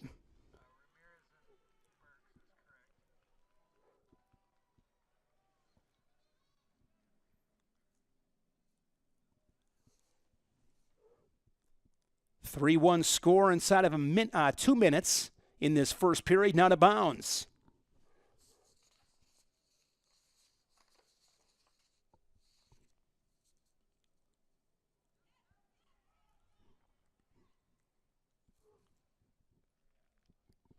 Guys, forehead to forehead. Collar ties. Slide by attempt there from Burks, who's up 3-1. Did a nice job defending the head throw from Ramirez, and that's the scoring. Double overs, and now Burks looking to bring Ramirez up in his stance. Looking for something big on the edge, JD. Nice throw. Yeah, just attacked the position 100%. And that's what it takes. If you want to be a good upper body guy, you can't be halfway in. You got to be all the way in, because anytime you half effort a headlock, you half effort some upper body throw, you're not going to get it. Got to take 100% commitment, conviction. That's right. You got to go for broke. Second takedown for Burks. He's up 6-1. Ramirez works to his feet, but Burks has that wrist, has his leg snaked in.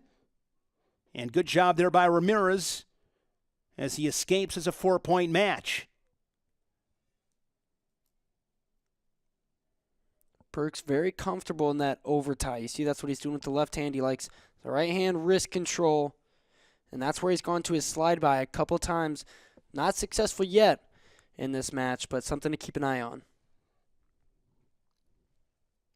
Southern Virginia University taking the lead after 125. Major decision.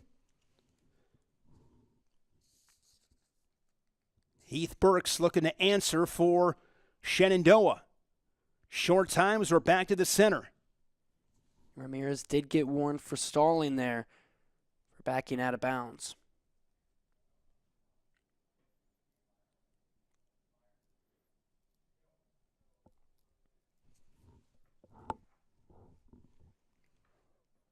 I think we've got maybe a clock issue in-house, clock issue.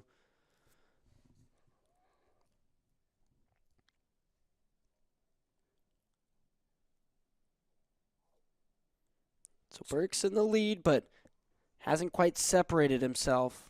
Got a couple of takedowns. FloWrestling Night in America, back at it tomorrow. North Edmond and Ponca City.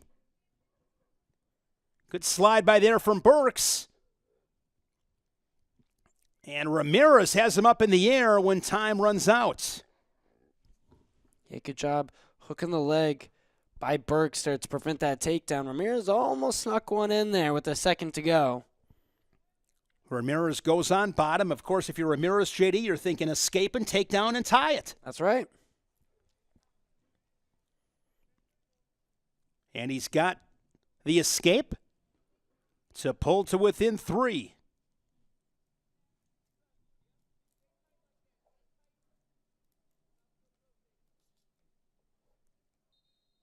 Early second period.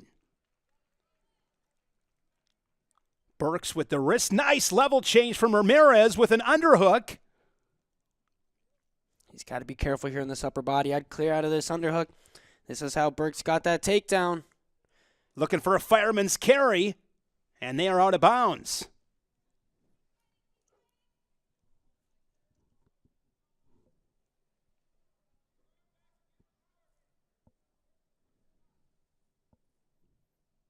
When you're wrestling an underhook guy, got to keep elbows tight. Right? If your elbows are sealed, they're not going to be able to get to their underhook.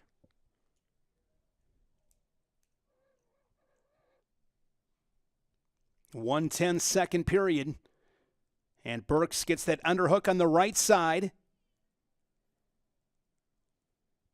If you're Ramirez, as you mentioned, he's been hit with stalling once. Does a good job there to circle back in, take some territory. Shot there on the edge from Burks and out of real estate.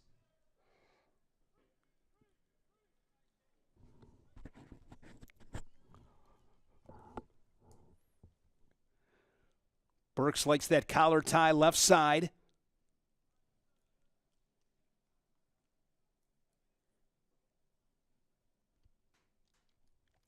Burks over Ramirez, 6-2. The Knights leading the Hornets on the team scoreboard, 4-0. Couple of fakes from Ramirez.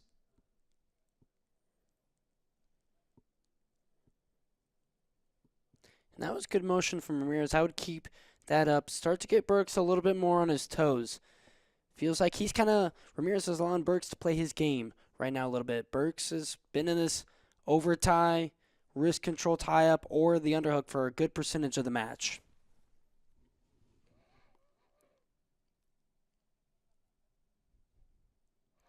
Another stall call on Ramirez, so Burks with another point, now 7-2.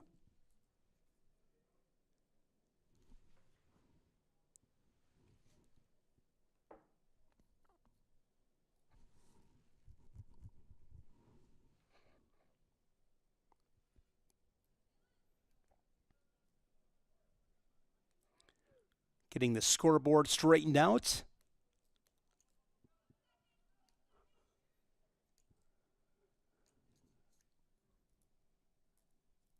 Looking forward to the schedule. We saw it before. FloWrestling Night in America, some of the great matches next week. Back at it next Wednesday and Thursday. January 1st out in California. Gilroy High School, head coach Daniel Cormier.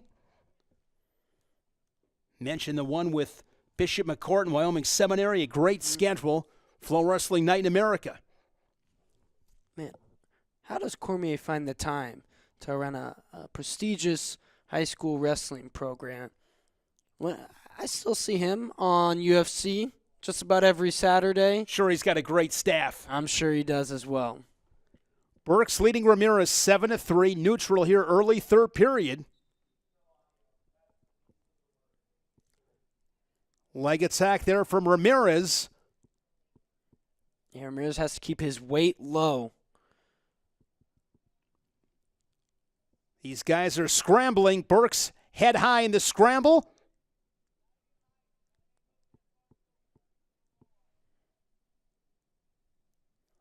And it's going to be 3 takedown and right into some near fall. He gets a swipe.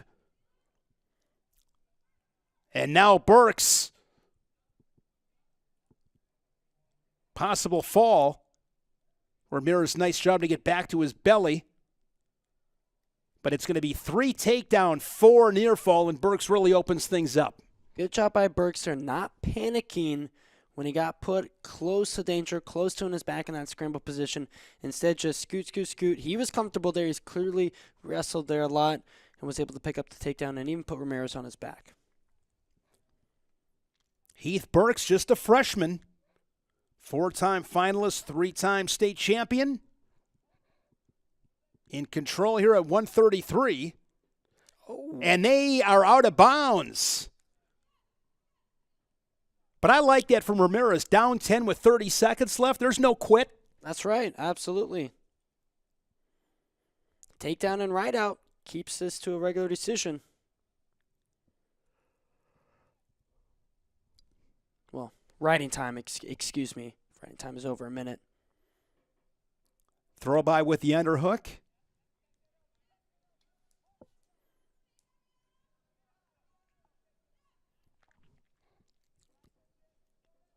Southern Virginia getting the bonus points with the major decision at 125. And here with Heath Burks on his way to getting the major decision at 133.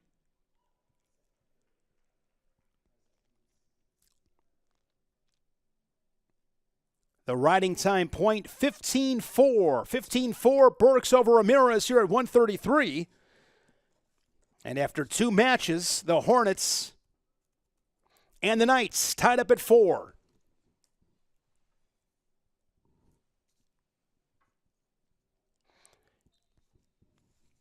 Inside the James R. Wilkins Jr. Athletics and Events Center, Winchester, Virginia.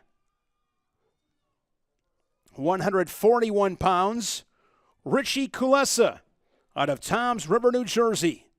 Comes in with a 2-9 record. And Sean Reinbold Jr.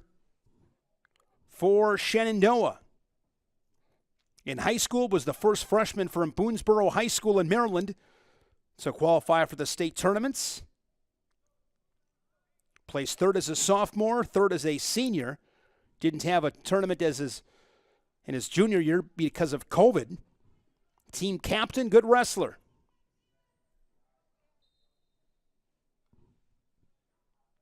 Four on the team scoreboard. No score 30 seconds in here at 141.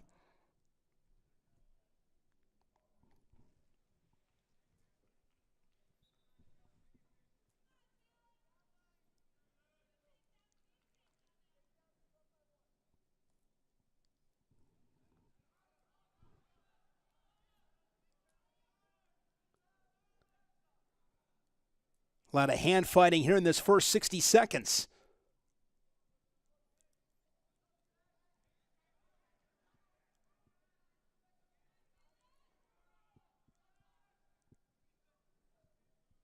Yeah, especially out of Ryan Bolt. Really quite a bit of motion here. Goes double unders. See what he's able to do with this. He's going to have to clear those elbows. Kulesa holding on. That's going to be able to keep Ryan Bolt at bay, at least for now. And Ryan Bolt, a couple of bounces with that front headlock, and now Kulesa in position right here as he puts Ryan Bolt on a hip. He's going to have to clear his head. Yeah, Ryan Bolt did a good job of capturing that far ankle. See, Kulesa wants to honestly elevate Ryan Bolt back up, put him back up on your shoulders, or else they're going to get a stalemate here. Yep. Now some blood on the mat, I believe.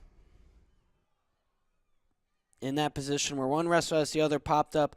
Too often, wrestlers will go back down to their side before they are able to get their opponent more off to their side. When you just go back down to your side, it ends up being a 50-50 position a lot of times. And you'll allow a wrestler to either lock in the crotch or grab an ankle like we saw right there. If you're able to swing, get them off to your side, then drop, you're going to be much more likely to hook that bottom ankle, pop your head out, and secure the takedown. So they cleaned both these guys up. 59 seconds showing on the clock in this first period. No score with Kulesa and Ryan Bolt.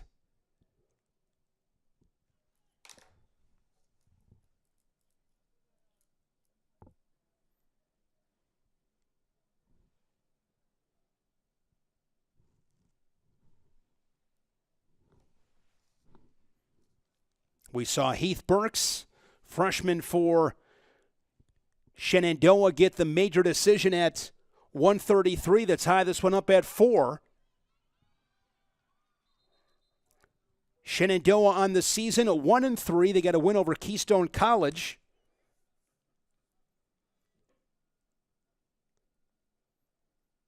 And the Knights 1-3 as well. Southern Virginia University, located in Buena Vista, Virginia.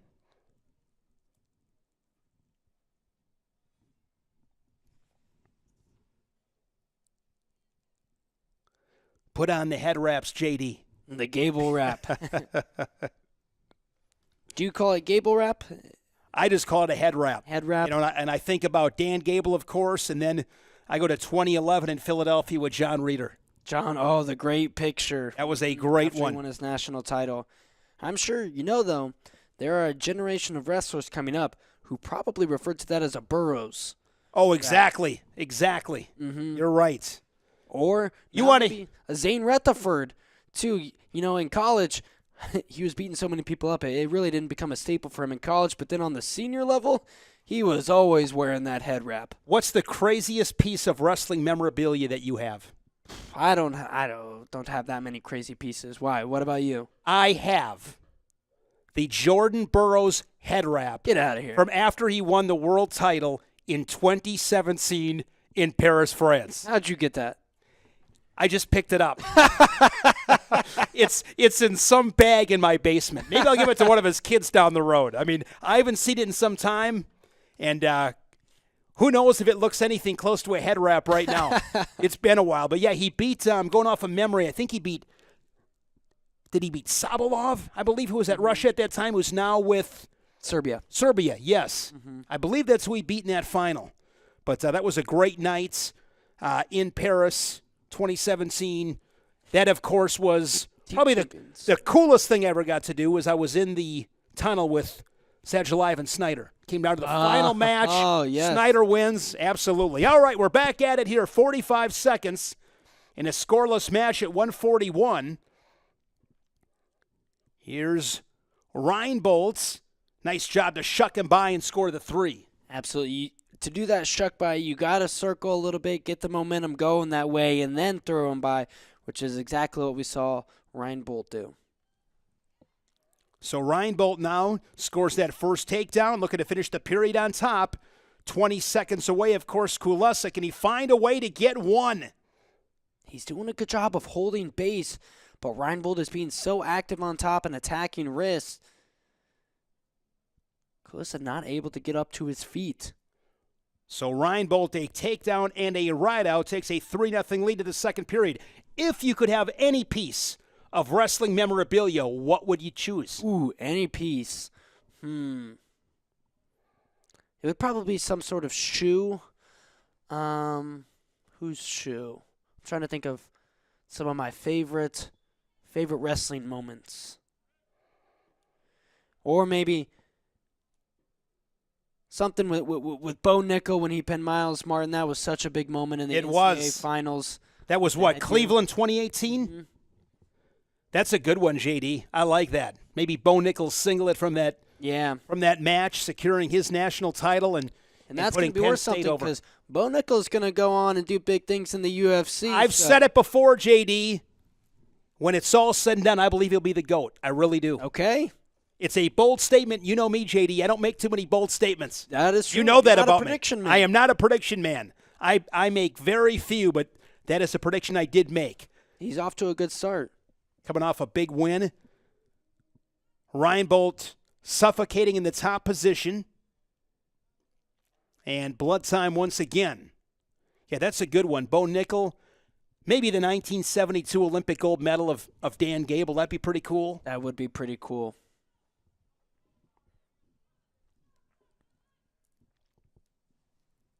So they will clean the mats. Dan Gable done so much for the sport of wrestling and continues to do so much for the sport of wrestling. And I was fortunate enough to talk to him in Iowa City a couple of weeks ago at the Iowa State meet. And, man, it is just so fascinating to speak to a legend like that and somebody who will always be a coach. I don't know if you've ever had the pleasure of talking to him, but he will go right into coach speak, oh, sure. Start giving you advice or take you to a trip down memory lane and tell you a story about why you need to do this or why this is better for the sport of wrestling, because back when I did this, it is just truly fascinating. He is an encyclopedia of wrestling and a storybook of wrestling. Yeah, he's got so many great stories, of course.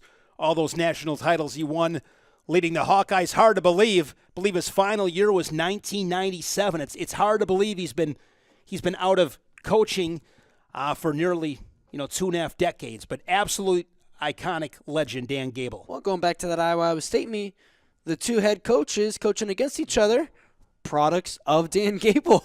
Yeah, that Dan Gable coaching tree spreads across the country. Yes, it does. FloWrestling Night in America, alongside J.D. Rader, I'm Shane Sparks. Saw a great high school dual meet, 38-36, Union County with the win, the number 1 ranked team in Kentucky. Now we're wrestling a college dual meets, and glad to have you with us. We'll be back tomorrow, as I mentioned before, with North Edmond and Ponca City, Oklahoma. Okay, so Kulesa will now go back on bottom.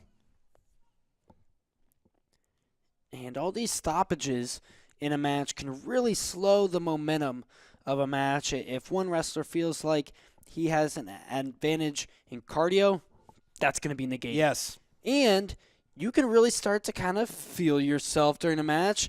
Reinboldt's in the lead right now. If he really feels like he's starting to get to work, that can be broken up as well. Reinbold doing a nice job in this top position. He's got a wrist. You see him, a lot of forward pressure, shoes digging into the Resolites. Couple of hooks, sucks him back, tight waist, arm chop. 60 seconds, second period.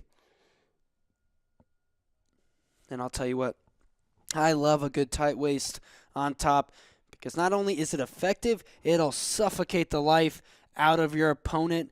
That can really drain you. You see the tight waist there for Reinbold, switching sides. And here's the situation. We talked about it before. If you are Kulesa, try to get a little edge. If you get a caution, so be it. Mm-hmm.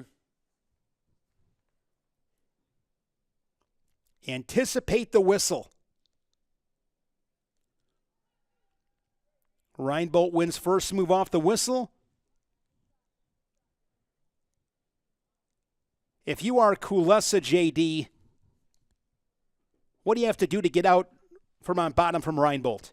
Yeah, so you got to seal. What I mean by that is keep your elbows pinned to your waist, your torso, your legs, because Reinbold's been able to come in right now and work wrists. You see it up there on the right side, to the left on your screen of the official. He can get his hips up, but as long as Reinbold's got those wrists, he's going to be able to put the pressure on your shoulders. That's why Kulesa's face is currently in the mat. So Reinbold rides Kulesa the entire second period. Riding time well over 2 minutes for Reinbold, who leads at 3-0. And it is going to be another blood stoppage. And you said it, JD. I mean, it just really, breaks up the rhythm of a match. Absolutely. I mean, some of these matches, from the time the opening whistle blows, it's 15 minutes. Yeah, no kidding. I'll give you a quick Dan Gable story, talking about Dan Gable. So back in 2007, I had done a sports talk show for 5 years. Then I started a wrestling website called BadderStateWrestling.com. And I was doing a sports talk show outside of Green Bay. Pretty fun job, covering the Packers. I mean, it was a lot of fun. Okay. When I told station management I was leaving this sports talk show host position to start a wrestling website, they were like, thought I got dropped on my head, basically. The first interview I ever lined up was with Dan Gable. I was in Appleton, Wisconsin. I was on getting ready to get on Highway 441. I still remember this. This is November of 2007. And I'm a guy, JD, if I don't recognize a number on my cell phone, I normally answer it. Okay. I will answer numbers I don't recognize before I'll answer numbers I do recognize. Exactly. Yes. So I get this phone call. Coach Gable and I had this interview scheduled for like 4:30. I get this phone call. I was on Oneida Street, getting ready to get on 441. And I get a phone call. I don't recognize the number. It's Dan Gable calling me to make sure that we were still on at 4:30. And it was at that moment I hung up the phone and I thought, you know what? I'm going to be okay. This was the right decision. He was phenomenal. He has always treated me so well. As we've talked about, a great ambassador for the sport. Mm-hmm. And no question, when you are in the presence of Dan Gable, you are in the presence of greatness. No question. Absolutely. And like you said, ambassador for the sport. He will do whatever he thinks is best, not just for him. Even when he was coaching for the Hawkeyes, he would say, hey, this might not be best for my team, but hey, it is best for the sport of wrestling, which is first and foremost in the mind of Dan Gable. And people always say, you remember how somebody makes you feel, how did they treat you? I will never, ever forget that. I might be 90, won't know my own name, but I will remember how Dan Gable treated me on that November afternoon back in 2007. That's great. And we're not going to be able to go more than... You and I might be spending New Year's Eve together, JD. Blood time is unlimited in college wrestling. In high school, it's not. In high school, it's not. College, it is. In one of my crazy, if you gave me the magic wand, you have one chance to fix the blood.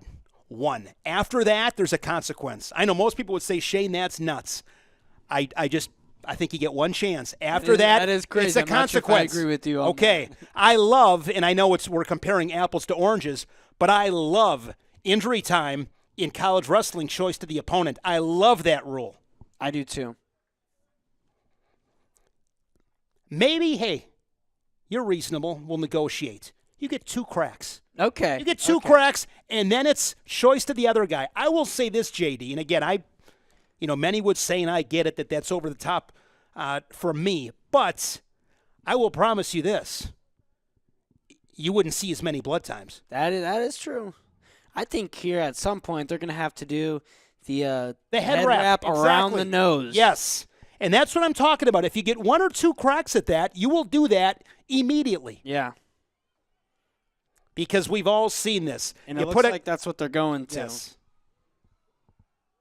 My unsolicited advice, next time do this 10 minutes ago. Yes. Mm-hmm. And you could tell, too, based on the length of that first blood stoppage, it was pretty bad. Yep. I mean, it was all over the mat. Both guys are getting wiped down. So now my guess is, and we'll see, JD, that there are no more blood stoppages. Exactly. I know. You might be onto something. You might be onto something.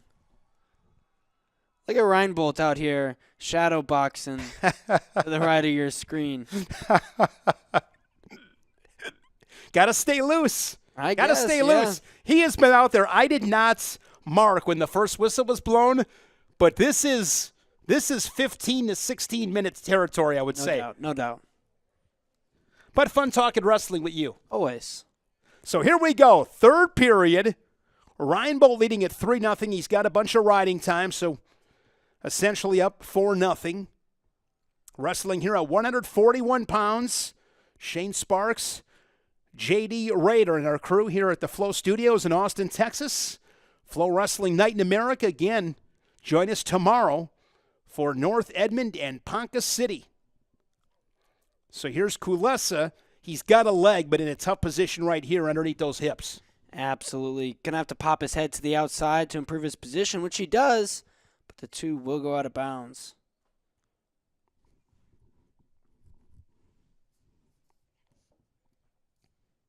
And I'll tell you what, we were saying, you got to do that wrap that's around the face of Kulesa, but it is hard to breathe with your nose plugged up like that. And nobody feels sorry for you. No. Down to 55 seconds, straight on shot from Kulesa, but right into the chest of Reinbold, into the front headlock. Reinbold coming so deep with that right arm, he's giving up his elbow. Good little thought on the re-attack there. I like that, but fend it off. Snatches the head once again. Just over 30 seconds left in this match.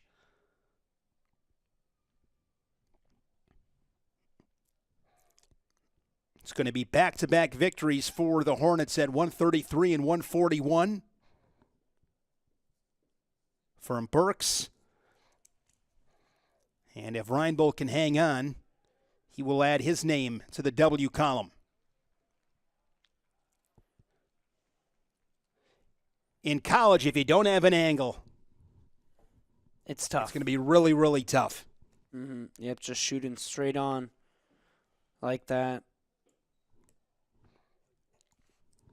So for Sean Reinbold, the Maryland native, with the riding time point 4-0, he gets the decision at 141.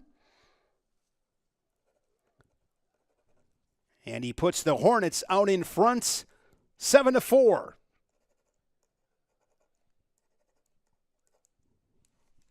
I'll tell you what, these 49-pounders have been warming up for a while. It's a good point. It's a really good point. You know, you're accustomed to what it should be. And you start your warm-up at the same time, you know, when you think you're going to go beforehand. And that's why your warm-up has to be flexible, right? So here we go at 149, Porter Kinney for Southern Virginia. And Hunter Ballantine, another Maryland native. He's a junior for the Hornets. In high school was 5th as a junior, 3rd as a senior. Battled some injuries as a freshman. coming off a solid campaign. This season was third at the Shenandoah Invitational. Recently fifth at the Messiah Petrophus Invitational. But he's in trouble, or no, he's in good shape right here. He gets the takedown and some near fall points. Yeah, did a really good job of keeping that left tricep, the right tricep on with his left hand, pulling that through to get to the carry and then keep it as well. A lot of times you'll see guys pop their head out and just come behind. He did a phenomenal job pulling that tricep, keeping it, earning some near fall as well, not just a takedown. Porter Kinney, an even record at 6-6. In high school was a state placer at Layton, Utah. Utah's pumped out a good wrestler or two. I love the job that Adam Hall is doing at Utah Valley right now. They're a tough team. Brought Bear Claw back to Utah, who's looked really phenomenal so far this season. Getting some hype around that program. 7-0. Balancing with the lead, a takedown and a turn for 4. Cranking away, sinking in that half Nelson. A lot of pressure being applied from Balancing on top. Slides both boots in. Yeah, tough position here for Kinney. He's got to get 2 legs over one. Get 1 leg free. There you see him doing a good job getting that left leg free, but don't stop. And he's going to give up more near fall. Because in college wrestling, you do not have to touch inside the circle. It's an infinite cylinder. That's right. And it is a fall for Hunter Balancing at 149 pounds, as the Hornets have now won 3 straights. And with those 6 points, now lead things 13-4. Hunter Balancing, one of the pillars of the program at Shenandoah University. Coach Tim McGuire, head coach of the program. And he is going to be there a while. Him and his wife Sarah bought a house 18 months ago in downtown Winchester.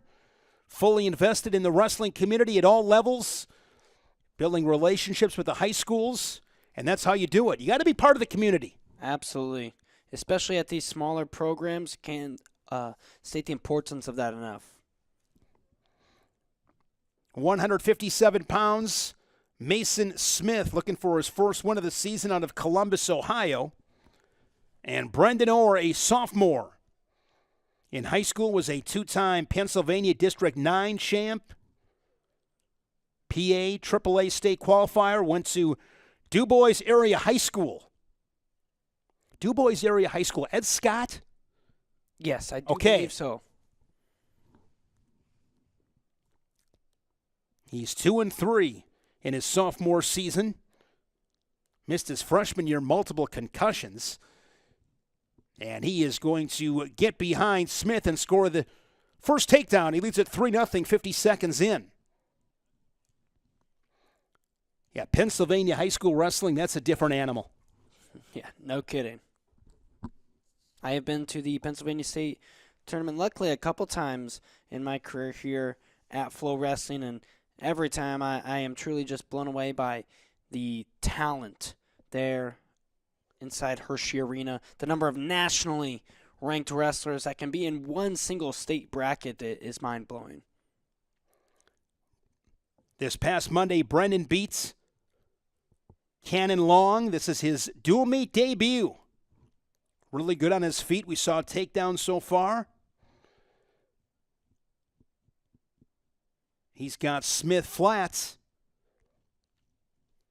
Yeah, Pennsylvania, I would love to see, and I'm sure somebody on FloWrestling's content team's probably done similar things, but like the top 10 best matchups in Pennsylvania State high school history. I mean, I will bet it is crazy. Oh, yeah, that would be a question or a project for one Mr. Brock Height, former FloWrestling employee and former high school coach in Pennsylvania native. He will regularly do, I'm not sure if he's done that one specifically, but Every year around state tournament time, he puts up a kind of a historical Pennsylvania article for us. That's fascinating. 45 seconds, 10-1. Orr with the lead. Goes hook on the right side.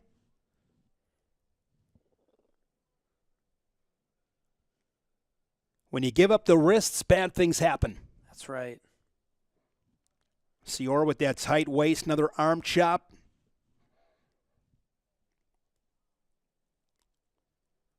You have a state final that really stands out in Iowa. In Iowa, being an Iowa native. I am an Iowa native. Man, the Ryder Downey Robert Avila match really sticks out to me. That was now 3 years ago, 4 years ago. I can't remember exactly, but Robert Avila going for his 4th state title in the state. Transferred from Lisbon to Iowa City that year, moved from 1A to 3A. And Ryder Downey, who we just saw make the CKLV finals, took him out in a wild comeback. I've never been to the Iowa State tournament. It's definitely on my bucket list. You should go. It's a great experience. We're neutral here early second period. Orr leading at 10-1. Collar tie on the left side.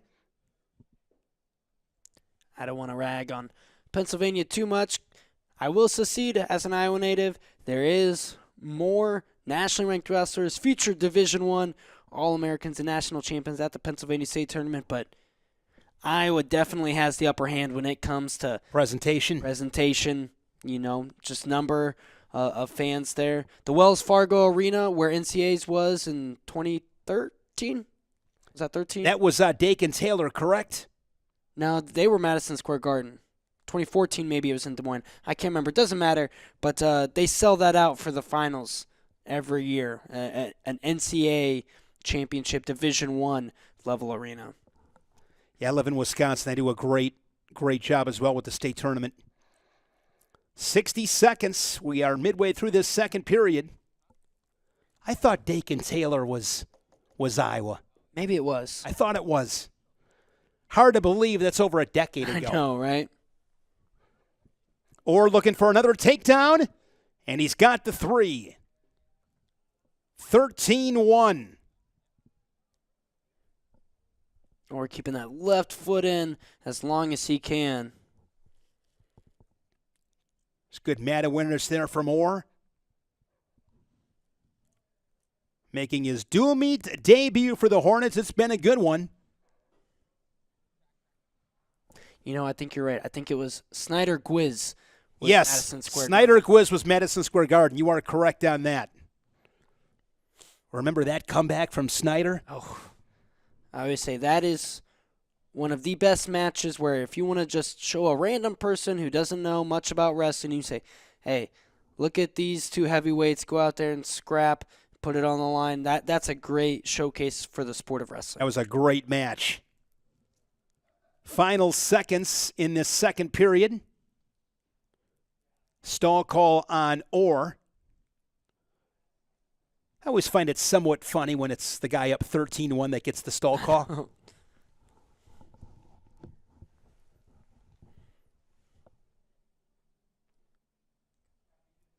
And that's why I don't like sometimes where you see a guy will be the wrestler working all match, and then the last 20 or 30, he starts to defend, and he gets hit for stalling, even though he was the one putting in the work for 6.5 minutes, and then because he is winning on the scoreboard, he gets hit for stalling. Those calls sometimes warranted, sometimes they just don't sit right with me. I would say this, if he wasn't hit for stalling up 13-1, I don't think anybody would question it. Yeah. Right? Or in. Another attack, but neutralized there by Smith. 13-1. 30 seconds have passed in this third period.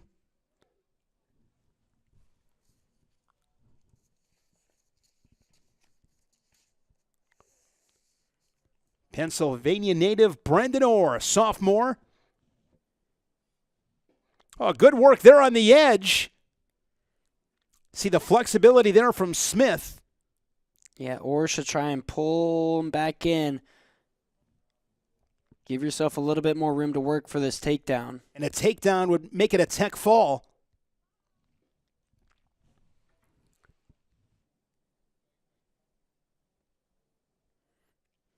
And now if I'm Orr, I might punt here. Get out of bounds. Yep. Don't be wasting Yes. any more energy.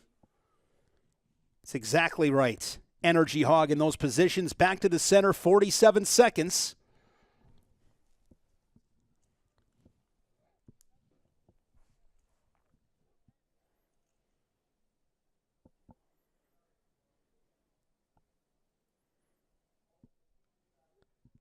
Or looking to get the tech fall slide by there from Smith. See, Smith has that left wrist. Another shot there by the Knights. He's got to push off a little bit more. As long as that right arm is up and blocking, it's going to be hard to hit your go behind. Down to 15 seconds. And Smith down 13-1, but you fought hard those final 30 seconds. Kept this to a major decision.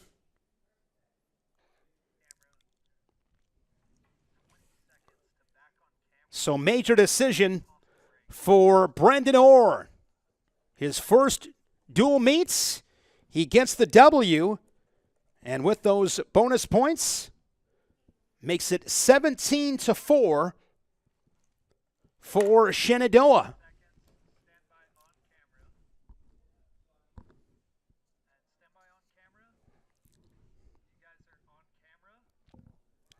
FloWrestling Night in America alongside J.D. Raider. I'm Shane Sparks. Halfway through this dual meets with Southern Virginia University and Shenandoah University. And the Hornets have won 4 straight, and they lead at 17-4. Second half is coming up. It is FloWrestling Night in America from our FloWrestling studios in Austin, Texas.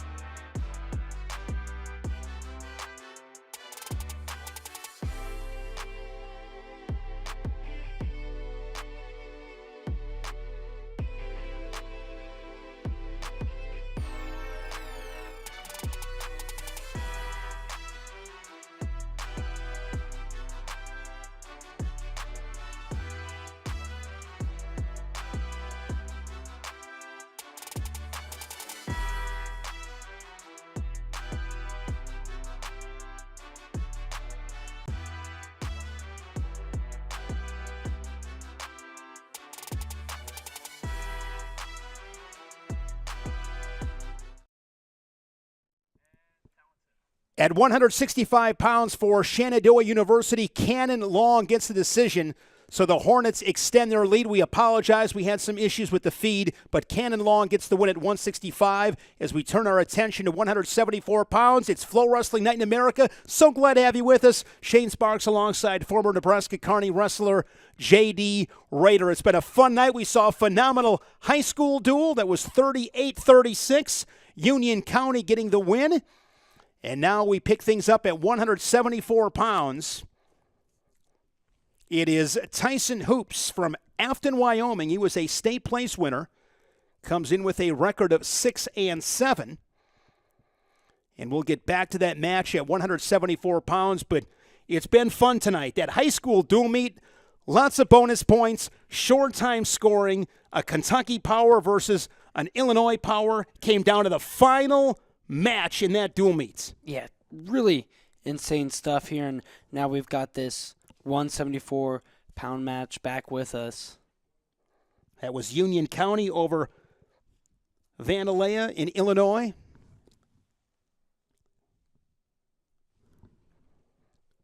So no score. Jalen Cornelius wrestling for Shenandoah, two-time regional champion in high school, three-time state qualifier. Now in his fifth year as a starter, he was fourth at the conference tournaments.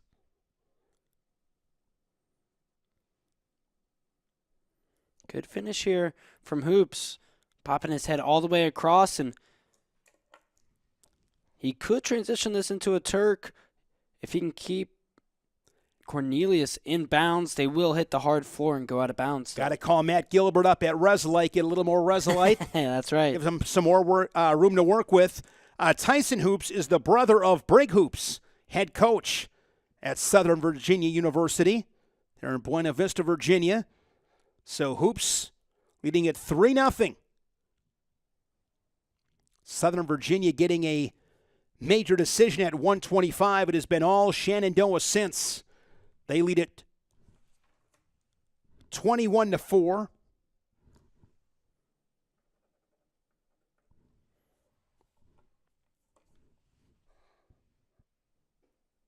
See Cornelius there with the elbows out, giving up those wrists, tight waist, and looking for a tilt.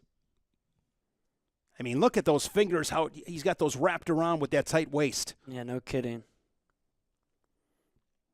And great transition here. He's got the wrist. If he can slide that left hand a little bit farther down the back, this could be trouble. Good work there by Cornelius, able to get that hand free. He is going to get called for stalling, though. Stalling on Cornelius. And that's as much from the effort from Hoops, working on top, working from the turn, as it is actual stalling from Cornelius. Because in that situation, the reality, Cornelius probably more in a survival mode. Right. So Cornelius has the choice. He defers. So Hoops with the option, and he'll go on bottom.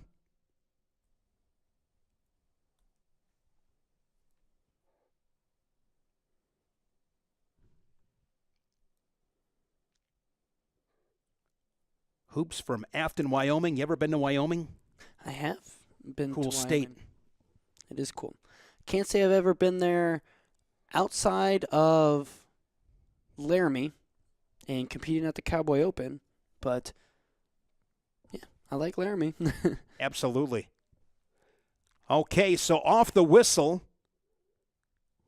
Cornelius snags that inside ankle. And you see the count. If that reaches 5, it'll be a stall call on Cornelius. He was hit earlier.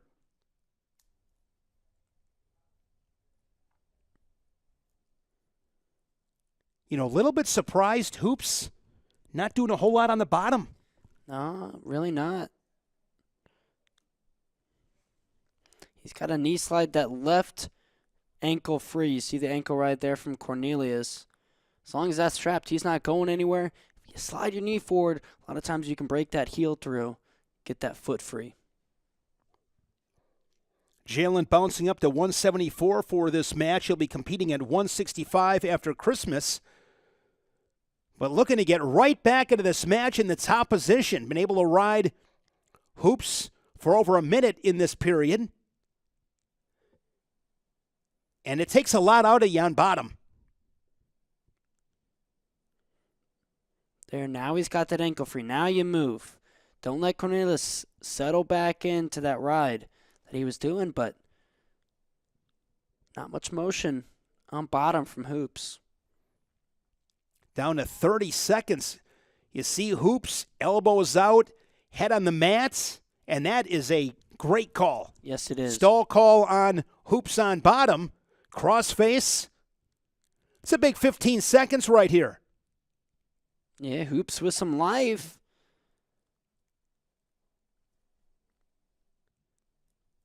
Hoops gets the first period takedown and looking for a late reversal. Final seconds in the second period. Cornelius, no reversal. Yeah, really good job hooking that left leg, throwing it in, staying comfortable, not freaking out in a dangerous position, right? Sometimes you see guys, they hit the panic button a little too soon and give up position. Not Cornelius. He said cool, calm, and collected, threw that bottom leg in, eventually scooted his hips out on top when it looked like a reversal was almost imminent. So now Cornelius goes on bottom. Both these guys have struggled on bottom, and look at this, Cornelius with a reversal. It's a 1-point match, early third. I don't know what the riding time is, but you got to think even. Exactly. So Cornelius right now, this is exactly where he wants to be, has that near wrist, and keep in mind the stall calls. Both guys have been hit with stalling once. No kidding. If you can get a ride out and a stall out for Cornelius, you win. But you start to wonder, do you cut him here? Start work for a takedown. And skipping away and getting the escape. Hoops now leads it on the scoreboard 4-2. Cornelius needs to circle in. Yep. Stall call on Cornelius. Another tally on the board for Hoops. It's a 5-2 match. You get the feeling with 1:13 remaining in this match, JD, there's a lot to be decided. You know, there's a lot that could happen. Oh, yeah. You got two guys look a little tired. Straight on double leg there from Cornelius, right into the hips. Hoops has got to push back. You see him on the legs there. Try and extend Cornelius now. Cornelius no longer his leg. You can put your head in the hole. Good Run fight to the from angle. Cornelius. Able to square up.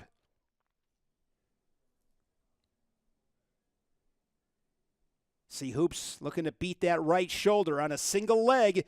We're inside of 40 seconds. And Cornelius abandoning the shin whizzer. Well, what you do not want to do if you are Cornelius is dart out of bounds and give up your ankles. See that happen so many times. And you see the foot of Cornelius onto the basketball floor. Back to the center with 18 seconds. Probably a challenge brick. Mm-hmm. So Hoops did have, and nope, they're going to throw it back. It was close to a takedown. I do not think it was a takedown. However, with that far leg of Cornelius still extended. I would agree. So at 174 pounds, Tyson Hoops from Southern Virginia University will get his arm raised. He gets the decision. I believe Cornelius got a riding time point. Okay. Nevertheless, it's a decision for Tyson Hoops at 174. Second win of the night for the Knights. Makes it 21-7 on the team scoreboard. 3 matches to go. 184 pounds. Ikea Garcia from Yuba City, California. 9-5 record. for the Knights. And Dylan Wiegert, a junior, two-time state qualifier, one-time state placer, wrestling for the Hornets. Foot sweep attempt. I like those foot sweeps. Yeah, I do too. Oh, good scramble on the edge. They continue to scramble, no points. Man, if Garcia could have thrown that right boot in, he might have been able to stay on top and secure the takedown. Just the two are going a little bit too fast and furious. Wiegert has wrestled at 5 different weight classes for Shenandoah.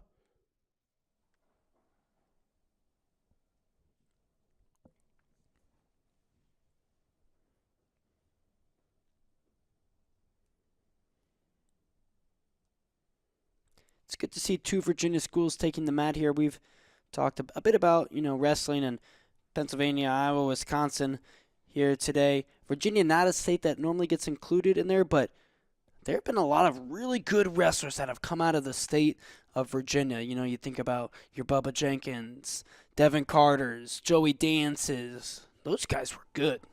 Some great wrestlers. Of course, you have Virginia Tech, Tony Roby, Coach Garland at Virginia. 1:45 in a scoreless first period. Garcia with a 2-on-1. Wiegert posting on the head with his left arm. Now grabs Garcia's head.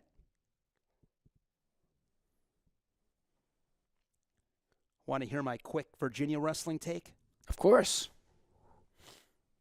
I am so glad they don't have a 1 or 2 divisions in high school wrestling. California with 1 high school division in wrestling. Don't even get me started, JD. Don't even get me started. But I like that with Virginia. I think they have 6 or 7.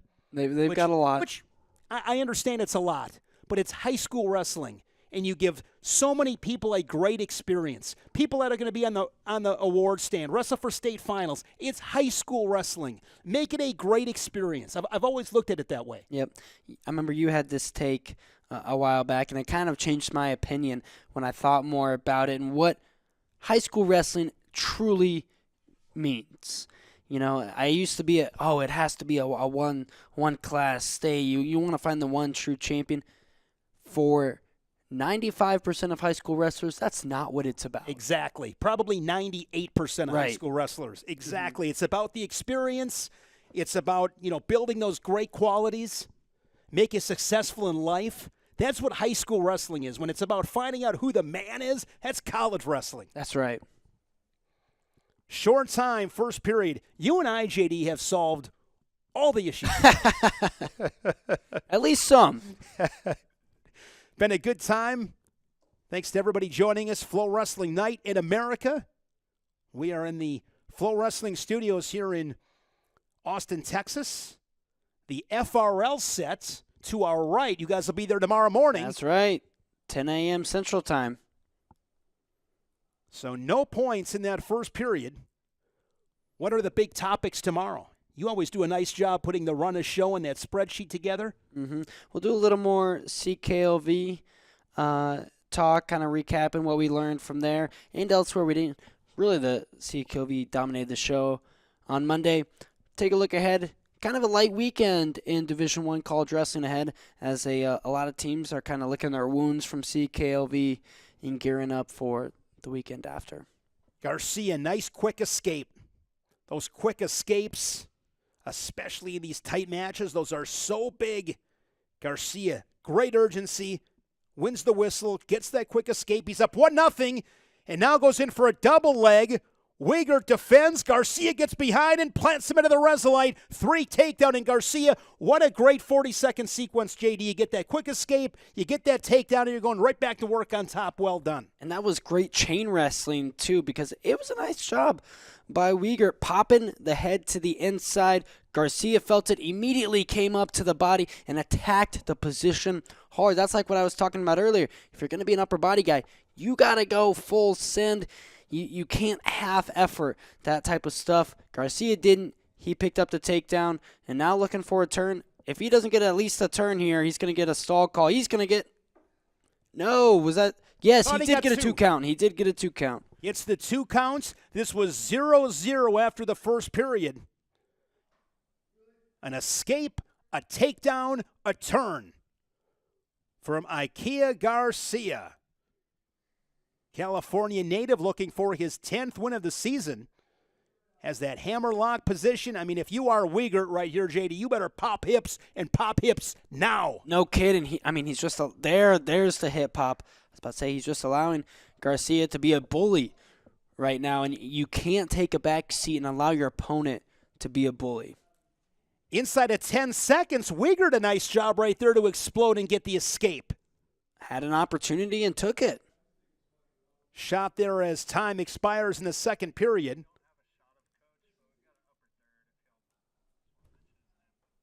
Sounds good anytime. 6-1 score. Garcia up by 5. Tim McGuire, head coach at Shenandoah.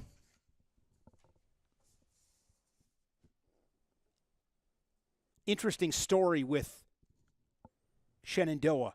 They have brought in 2 Afghanistan refugees as assistant coaches. Wow. Strong wrestlers. Communication is an issue. Communicating through Google Translates. No kidding. And they are looking forward to competing in some freestyle tournaments this spring. No kidding. That is awesome. Talk about thinking outside of the box. For sure. Tim McGuire wrestled at Marquette University in Wisconsin, in Milwaukee when they had a program. Oh, yeah. Garcia, 9-1. Looking for bonus points. You're at 184 pounds. The Knights not out of it yet. If they get 6 here, JD, and they get the fall from Garcia at 184. And the Knights have life. Yes, they do. Makes it 20-13. Ikea Garcia improves to 10-5 on the year. That is a big 6 points on the board at 184. 20-13.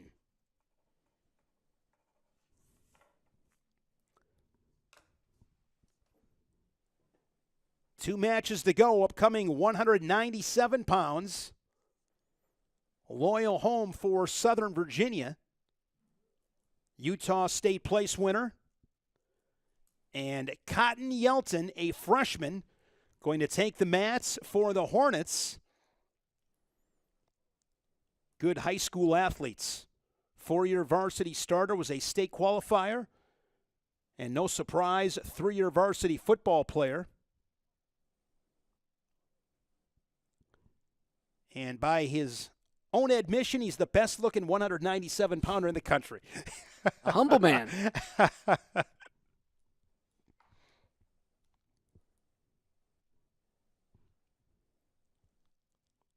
Home with a leg attack. Oh, no. Yelton, maybe left knee. Yeah, that's not good. That is not good. You see Home reaching for that left knee. As the training staff comes out to address the Knights 197-pounder. Hope he's okay.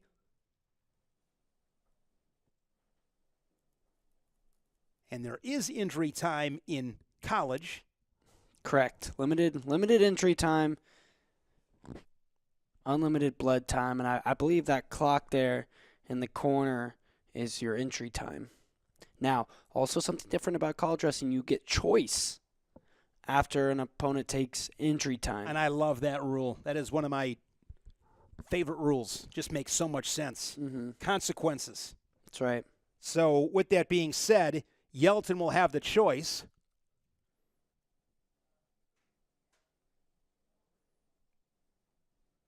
Home walking it off. Gingerly back to the center. And Yelton, with that choice, will go on bottom. Typically what you see more often than not.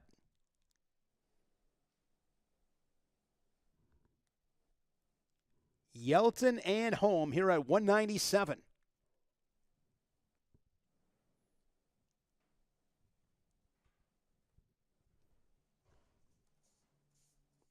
This is the Old Dominion Athletic Conference. Nice movement off the whistle there for Young. Gotta be honest, I think Holm feeling that knee a little bit, didn't want to get tangled up in a switch situation. Might have been the smart move just to cut him. Overhook from Yelton. Snatch single attempt from the Knight Holm. 60 seconds into this first period. And if you're Holm, take advantage of this position. You're in an advantageous position. Don't let it go to waste. One direction, then the other. Good movement there from Holm to secure the takedown, take the lead. He took advantage of it, gets the takedown. Yelton with his second escape of the period. It's a 1-point match, 3-2, as we near the midway point in this first period. Yelton dives in once again, and again, Holm is going to get the easy go behind. Yeah, not much fight from Yelton underneath. You got to at least throw an arm up and try and prevent Holm from running behind. And now Holm with that hammer lock. He's got plenty of time, JD, with 120. He's going to settle in right here and look for the fall on the edge. Good readjustment there with the left arm, settle back, chest to chest. He gets the fall. It's a 1-point duel meet, 20-19. Woo! IKEA, Garcia, and Loyal Holm pins at 184 and 197 for the Knights. And like we saw in that high school duel, JD, we are going down to the final match. For the second time tonight, 2 huge falls. Porter Trapp, 2-time Utah State champion, 6-7 on the season. And Revis Hargis, a junior, for the Hornets. Hargis started wrestling his freshman year of high school. Only a year of high school wrestling.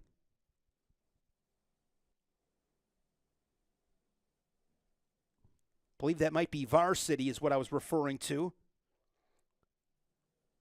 He wrestled 2 years at Iowa Central Community College. Fort Dodge. Here we go. Final match. The heavyweights to decide this dual meets with Southern Virginia University and Shenandoah University. Hargis with a very straight up and down stance. Trapp allowing Hargis to get to his double underhooks. Inside trip attempt. Big position here. Who's going to win it? Hargis doing a good job of, you see him planting that right foot in front. You want to get your hips in front. How was this going to settle itself out? It's going to be Hargis putting Trapp on his back. It's going to be a 7-point move, maybe more. 6.5 Nelson. Trapp is in some trouble.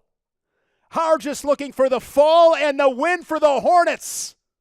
That's close. He got it. Revis Hargis, the pin at heavyweight for the Hornets.